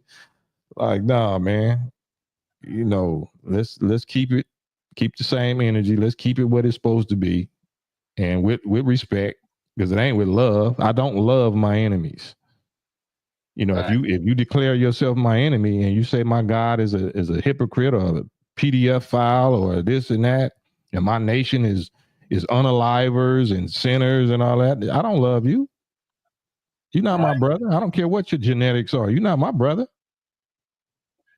Yeah, that's real, because that lasts generations. Once you you're gonna slander my God, you're gonna defamate my God, you're gonna say this and this to a panel or live viewers or 100 people, this knowing that this stuff lasts generations. So to me, like, if you can do that, you should be able to take this challenge. You know, if you can, you know what I mean? Like, why Right. not? If you want That's crazy to me. You're absolutely right. If you talking that tough and then you get scared when it comes time to just put the gods to the test, not put your your stick or your blicky or your Draco or your hands to the test. No, put your God to the test. Put your invisible supernatural God to the test. I'm a demon for asking you to do that. I'm respecting your God. I'm respecting you. That's the ultimate coward move in my view. That's very cowardish. You're supposed to take that like happily. Just like you take these debates. You're supposed to take that happily. Yeah, because that's what they do. A lot of them, they'll get credit to the Most High because they won a debate. You say, yeah, see, my God, so my God is the real. I won the debate. So my thing is, wait, whoa. So, wait, your God let you do all this cussing and slandering brothers and defamating and all this. So, wait. So, I mean, come on now. Yeah. So this ain't play for, this ain't play. This war for us, even though we have fun with it. We play for keeps. We don't play for entertainment. We don't play for clicks and views. We play for life and death. That's what, that only God can determine. Not saying that we physically do nothing, but we call for, life and death proof. So, but yeah, man, I guess I've been on here, 3 hours. Like, subscribe, share, talk about this. Invite other people, hit the like button, follow me on my personal channel because I'm gonna go way more into this on my personal channel, which is West Coast Cam. And also for those issues, immune type issues, ionic colloidal silver on my website, westcoastcam.com, westcoastcam.com, ionic colloidal silver. If y'all know what that means, if y'all don't, definitely go to the website and click on that little product and read some peer review published medical scientific journal information about what it is and what it does for your plants. Very good plant food. But yeah, man, I guess that's it. You got the last word, Madon, as always. No doubt, man. I should say to the people, man, keep your eyes peeled to me. Today bear witness of what's coming, man. I think it was perfect timing. It wasn't a coincidence that you was on Starnetta and all this was lined up. And because you've been asking for the challenges, and I think it's all coming. And let's sit back and enjoy the show. Yeah, that's what we're doing. So on that note, man, I love y'all that love truth. I love y'all that loves Farrakhan and loves the nation.